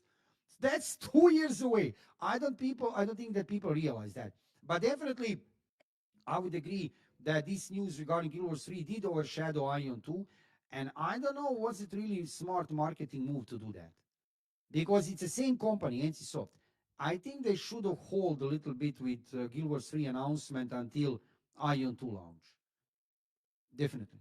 Definitely they have done that mistake. NCSoft should have told to ArenaNet, hey guys, let's wait for another 3 months. Give us chance to push Ion 2 globally, then make Guild Wars 3 announcement. That was, in my opinion, big mistake. Massive mistake. Because you know why? Not that much from the player perspective, but I can see streamers, YouTubers, they're already making big marketing campaign for Guild Wars 3 for free. These people wouldn't have anything to talk about when they wouldn't make this announcement on Summer Game Fest. They would be forced to talk about Aion 2. Good or bad, you know what I mean? Hmm. Because Okay. they should have waited, in my opinion, at least few months. Yeah. Seriously. Like, so Let, I let, don't know let me why they have done this. let me pop one thought in there. Like I don't actually believe it by myself, but I just think it's like an interesting thought. How about, do you think it works that they are announcing Guild Wars 3? Because lately, lots of MMO players have also like dipped away from the genre, going into other games. And Okay. Guild Wars 2 is one of the ones that the people that play other games usually come back to whenever there's an expansion or whatever. And what if the Guild Wars 3 announcement basically draws them back to the MMO? They cannot play it because it's so far ahead. So they look, oh, what is close? What I can do? So do you think that will draw maybe like for like the initial hype right now? It may be not as Yeah. good, but in like long term, that people, oh, good MMO, oh, what could I play? That they would then go and play Ion 2 instead and give it a try since it's free to play. Yes, carrier effect. So I have seen, there was one study, my God, where it was. I think that study was connected with some other. It was also gaming, by the way. What you are saying now, it's been made study. I can read study in one document about. I think it was in anime gacha games, but anyway, it was also some kind of carrier, like carrier effect. So, usually that document was analyzing marketing aspect. What you were mentioning is now marketing and psychological effect that basically usually people don't recommend releasing games close to some big titles because people will focus on that big titles, not on your smaller game. But then another study was showing that there are benefits of using that bigger title as a carrier to your smaller game, right? That hype can transition into even your smaller game, depending on the market, depending on the moment. So what you said now, definitely it's possible because, like I said, right now at this moment in time, people people are kind of, oh my God, Guild Wars 3, right? Your website, a trailer, a dev live stream, oh my. But people still, hype will go down in a few weeks because when people realize, oh my God, yes, it's releasing in 2028, Yeah. maybe 2029. So, like you said, what I'm going to play until then? Wait, oh wait, isn't it Ion 2 launching in September? Right. So this would be good logic. However, like I said, definitely, yeah, this announcement on the same time, basically it's still the same company, NCSoft. Even that ArenaNet is United States, right? NCSoft is here, is in the East. I don't know why they have time it like this, but I guess they also have their reasons, right? So I don't know. They announced that So some Guild Wars 1 and Guild Wars 2, yeah. so now that we're already talking about what other games could have an impact on Ion 2, how do you think the impact of GTA 6 is going to be when it's releasing? Do you think Luckily, yeah. it is a Well, couple months November, away, right? right? It's in Yeah, November, yeah, yeah. but do you think like once it's releasing, the servers will instantly be empty, Iron 2 is done or whatever? Like those No, are no, no, no, comments no. that I've seen below videos of mine. No, it's good. That, player-wise, none. Marketing-wise, yes. Right. So I mean, marketing is transition into player numbers on one way, right? Definitely. But player-wise, no. Even that I can see that some people on my YouTube channel and on my streams have said they can already buy PlayStation 5 only for that purpose. These people, part of my community, they are Ion 2 players. And they can buy PS5 for that purpose. So definitely we are going to see decline a little bit in number of players in November. But I think more concern is marketing. But then again, regarding that, they have done a good job. They're releasing the game in September. October would be already very, very, very concerning. But we are going to see small decline in number of players. But on the end of the day, again, they are not the same genre. Platform is not the same. Platform is different. So I think we are fine. When GTA 6 will be launching on PC, it will be different. But also, I think that big part of the community who is going to play Ion 2 players are not interested into GTA 6 at all. They are like, who cares about GTA 6? There is small part of the community, maybe 10%, maybe 10, 15% who is definitely going to play GTA 6. But again, I think we are 2 months ahead, Yeah, I right? think the timing We are is also basically well two done. months. Yeah. So, Okay, I mean, could they done better, right? so let me finish with one question. Yeah. Because I did do a giveaway where if people guess the release date correctly, I will give them free subs. Oh, that's So, cool. what is your guess for the release date, like the actual day? Uh, First half of September. So you need to know some dates. Like no, no, just like your personal guess. It does not have to be qualified or whatever, just your personal guess. Um, First week of September. I have no idea what will be the date. Like I have no zero clue. First week of Just guess. September. If you guess if your guess is correctly, I will give one of your community the reward.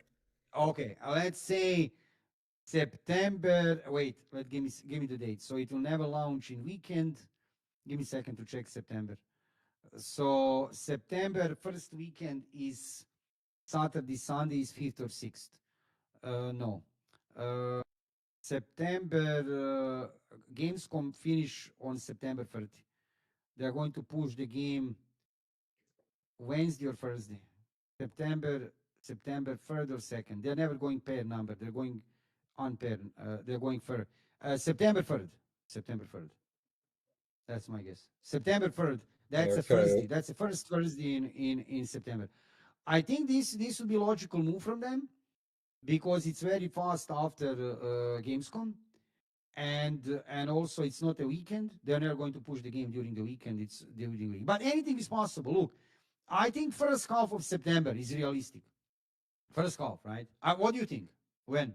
What do you say? Uh, my guess was the wait. Let me make sure not that I do two different guesses. No, my guess was the 18th of September. 18th. Yeah, Okay. What day is that? Did you it's a go for weekend or it's a Friday, Friday? Huh. and it's Yeah, I after see Friday. Gamescom. Possible. Yeah, Possible. that was my guess. Historically, historically, just to let you know, I know these dates I know because for me as Aion player they're very important. Aion was launched, original game Aion was launched in Korea on November 25th, 2008. North America, 2009, September 22nd. Europe, September 25th, also 2009. So and 25th, 22, 22nd, 25th. Aion took a launch in Korea on November 19. And if you're watching on that side, probably you would be right. It would be more the second half of the month, right? But I think they're going to do something what they have done similar to Korea. You remember a big game show over there in Korea they had, and just after a few days they can push Ion 2 launch. So I believe they're going to do the same, something like that in Ion 2, right? Push marketing on Yeah, Gamescom and then push release very, very fast. That would be logical. But then again, no way to know for sure, right? We cannot know for sure. Yeah. yeah, it's just a It is what guessing it is. game. Yeah. Kiki, if you want your guess to be counted, you can put it under the YouTube video. Like people can still participate since they only announced the month at the Summer Game Fest. Yeah. Relic is saying between 15 of 25th. Mimic Ion 1 will be 25th. Keg is saying 9th or 16th of Yeah. September. Possible. So Guys, anything is possible, right? I did do a graph of all games that NC Soft ever released, where they were on the scale, Yeah. and then asked like if other game releases pushed those dates like based on AI to get like an idea. And Okay. even with that analysis, they said it's going to be like mid-September. Second, And second, second half of the month. Yeah, or yeah, mid. yeah. Because they always dance around like events. Possible. So I when mean, it's possible. Yeah. like this and this event is then that and that date in that year, they're adjusting like their usual release patterns that way. and they always Yeah. put the promising titles in quarter 3, quarter 4, like close to winter, where you have the winter spike, Yeah. and the not so promising titles rather in the start of the new year. Then Yeah. That's logical also. And like Angie said, true. There is possible it will going to be some pre-creation, pre-registration, and also wait, maybe even maybe even head start. Possible some kind of head start like they yeah, had for Throne and Liberty and Lost Ark, because Ion 2 is a free-to-play game. So possible, I think would be good idea to sell some kind of you mean early pre-packages, which access, will include, right, head like start. Yeah, you buy a sub for the first month and you get like 2 3 days of free play. exactly. Exactly. Yeah, yeah, Something like yeah, that. it's I mean, possible. that's logical, right? Yeah, many That's a logical games move to do. nowadays do it. Yeah, but no, again, we don't know. We don't know how are they going to handle everything, right? Definitely, what is good is that marketing campaign did begin with Summer Game Fest. They have start marketing campaign. Now we need to see. Now it's a move on NC America. NC America, if somebody's watching, don't forget about us, content creators. I mean, I know you didn't forget about us. But actually, I have to say that they're having good communication. I think they have really advanced nicely with JJ on lead now, and not only JJ, right, as CEO. But I'm not saying that I'm not paid or anything, but I think that communication is really good with content creators, not only myself, you included, right, and many other. And I think NC America, I hope they're going to do great job regarding marketing. So let's hope for the best. Can Let's see. we drop that here? Like the Sorry, communication? Probably, yeah. I didn't hear. Like I think we can drop that here. Like they are planning um like if you compare it to like Throne and Liberty or whatever, nah, they were not so interested into like creating like a big community of content creators around their game. They let everything go a bit free flow and sponsored some big creators only. This is Yeah, basically how it was. And like this time they are like we are in contact, so they're not forgetting us. They send me like asset packages and stuff like this. So I have actually higher hopes in terms of like the content creator community this time than on the other NC releases.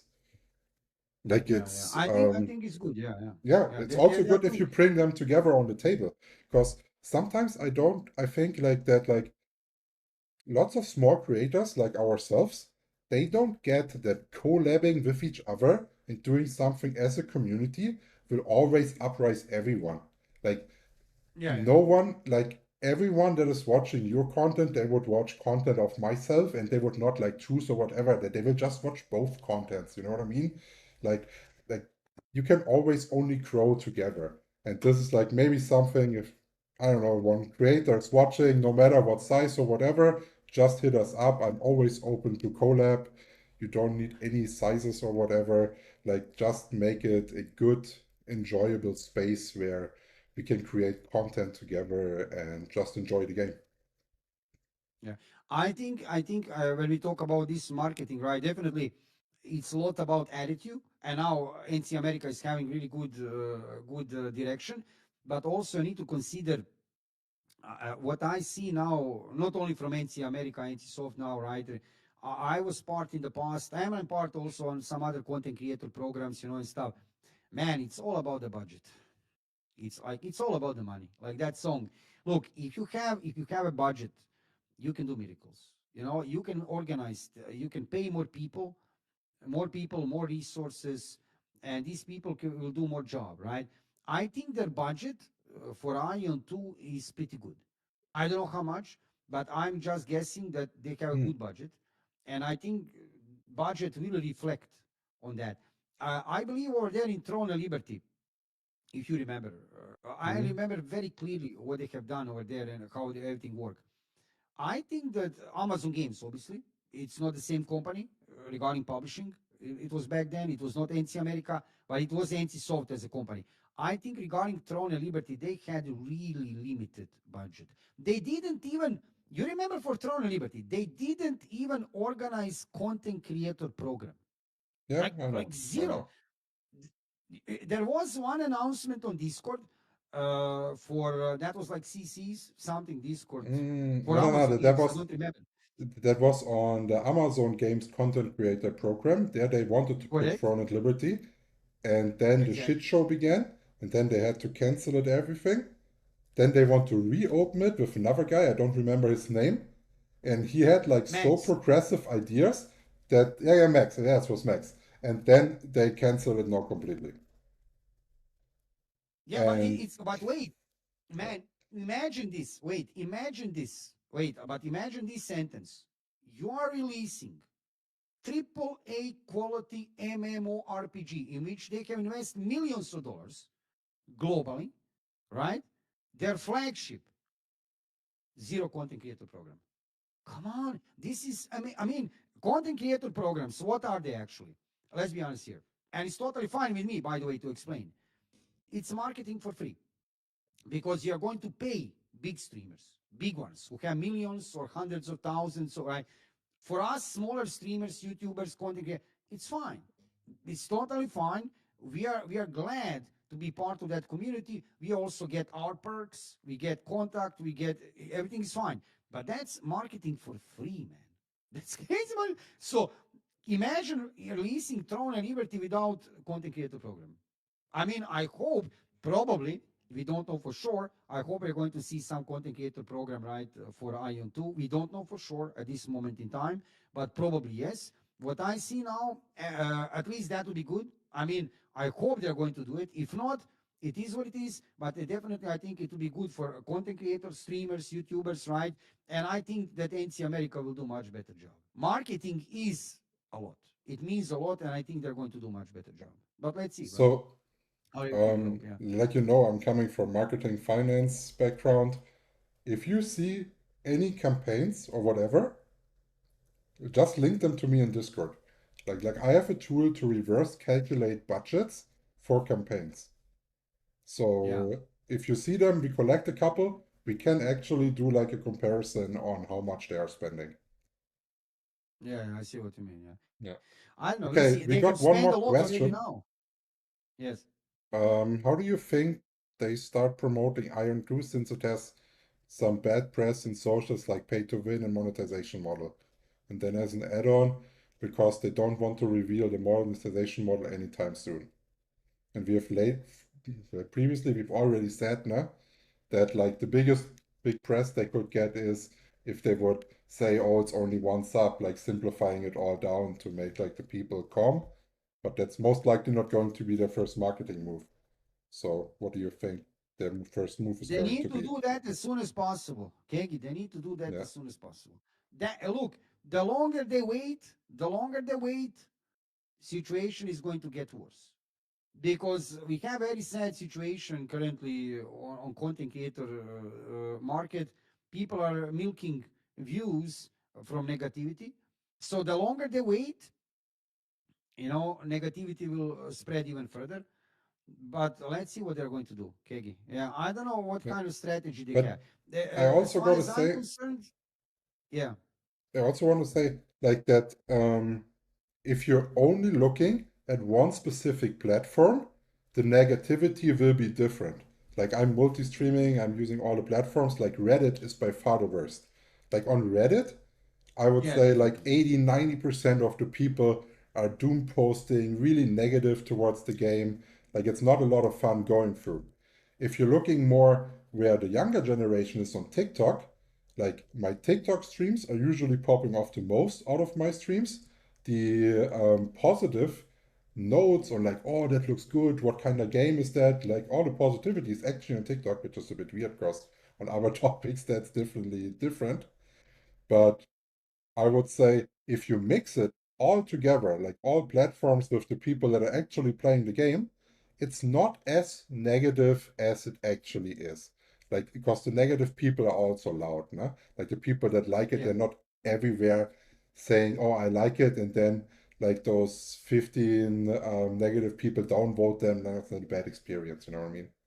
yeah, So I don't think, like, I think if they put out some decent marketing where they can show some USPs that the game clearly has, some of the great content, like put the graphics that they have into a light, they can win over some people's opinions, but still, like the big do or die is going to be the monetization. And if they just make it look like they're adapting it and then later doing some changes to it, I think they're going to be fine. And it's free to Yeah, play. definitely. Like we will have Yeah. really great numbers on release. Like I'm already sure about that. Yeah, yeah. I mean, look, people will play the game. Even look, imagine even a situation when they wouldn't change anything for monetization. Would people still play the game? Yes, they would. Would we lose 1% of the players? Yes, we would. We would maybe lose 20, 30%. That's my opinion. Maybe I'm wrong regarding these estimated numbers, but I believe if they don't change monetization, let's say they copy paste monetization, I believe that it's possible that we lose 25, 30% of the players. We will lose. When they would Yeah, change it, we are getting more players definitely for yeah, launch, definitely, and we are getting that marketing push in positivity. But even if they change it, even if they change it, still people will still complain no matter, right? Whatever they do, I can see that on example of this PC and mobile thing, right? Ion 2 is launching globally only for PC, right? Not for mobile. Why? Because global players are massively complaining about this. Why is Ion 2 on mobile trash, mobile slope and stuff like that? You know what's happening now? When I have put my first video revealing that news, right? I can put my video on my YouTube channel specifically talking about this topic because it's very important, right? Ion 2 launching as a pure PC game globally. You know what I was finding? Like half of the comments under that video. People crying, oh my God, why did they do that? I want to play mobile version of the game. You just can't. You just can't. This is ridiculous. So whatever they do, people will complain and cry, no matter what they're going to do. But definitely, it would make a difference if they change monetization to make it less pay to win. We can talk about that right in first part of this podcast.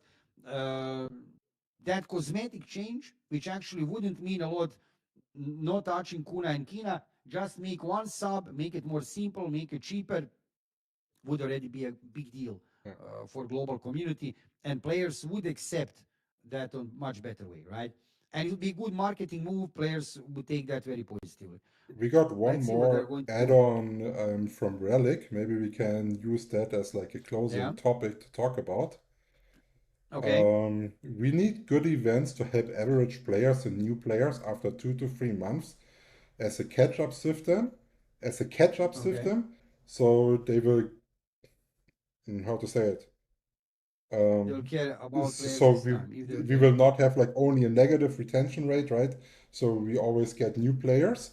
How do you think the hyper servers, which is already an NCSoft special in terms of that, how do you think they were Yeah, doing in Hyperboost. Front of Liberty? And do you think they should be coming to Iron 2 as well? Definitely, definitely. Man, that was one of the best things ever. You remember we can play. Yeah, I remember when we can play. Honestly, I think that Hyper Boost, first one in Korea, which was that was before Talander update. That was the bigger thing than release of the game. I had I'm a not joking. blast playing it. Like a Like release, honestly, like it felt good. It was fun, man, especially PvP. my main character my main character on Hyper Boost was better than my main normal, right? They were giving for it was crazy. You get higher experience for leveling. They were giving gear for free, pretty good gear, and basically you are ready for the next season. So why is this crazy good? So for example, maybe they're going to do that now for season 4 of Ion 2. Why? No need for reset. They don't need to damage existing players who have already put effort or put money, right? They're not going to damage them directly or indirectly by making a reset, soft reset or hard reset. Instead of that, they can boost players who are not they are left behind who didn't push that much, and new players by just boosting them throughout hyperboost servers and making them ready for the new season, right? So I think this is amazing idea, amazing concept which they have, and definitely they should use this in Aion too. Really, I think this is very cool. So I don't know, man. How do you like this idea, hyperboost? I had a blast. And I think if like let's say a season is half over, yeah, and they would give like a hyperboost server for them so they can catch up to the follow-up, I think this would be like a good concept. The only thing that they have to be careful of is that they are not splitting the communities so much that you basically have like the people that are sticking and the hyperboost player overtaking them, no? Because that was possible in Throne and Liberty, like you just said. Yeah, Like yeah, you would go into a hyper boost, and it was more valuable than actually playing your main, and you were able to go higher than that. And I think this should not be the case. I think there should be a catch-up limit at which you then get transferred and pulled back into the slot. yeah. I see what you mean. Yeah, that's true. That's true. But this idea is very good. I think this, and possibly we're going to see hyperboost already now before season 4, and maybe in the future, right, in global version of the game, hyperboost server is a really good idea. I think that's extraordinary what they have done in Throne and Liberty. That was one of the best things ever. That was so good. 1 month, right, and you can transfer the. Imagine you can transfer your character on main server. Oh my god, that's amazing, right? As long as, of course, like you said, you don't damage already existing players. You don't want to feel. You don't want that your that players who have invest either money, either time, that they feel damaged on any way, right? But again, that's also better than make any kind of reset, Yeah, soft yeah, reset or hard reset, definitely right? agree. Because that's the worst. That like on the beginning of next season, imagine your gear is worthless, right? And you need to go from zero to the gear. So that would be very bad idea. But it's let's see, it's right, how they always would handle. better to give people the opportunity to gain something rather than taking something away from them. You will always have Yes, more resistance if you take something away. That's just it. And I just yes, looked at the time. I think when we first talked about the podcast, we said, yeah, we're going to do like a 2 hour limit.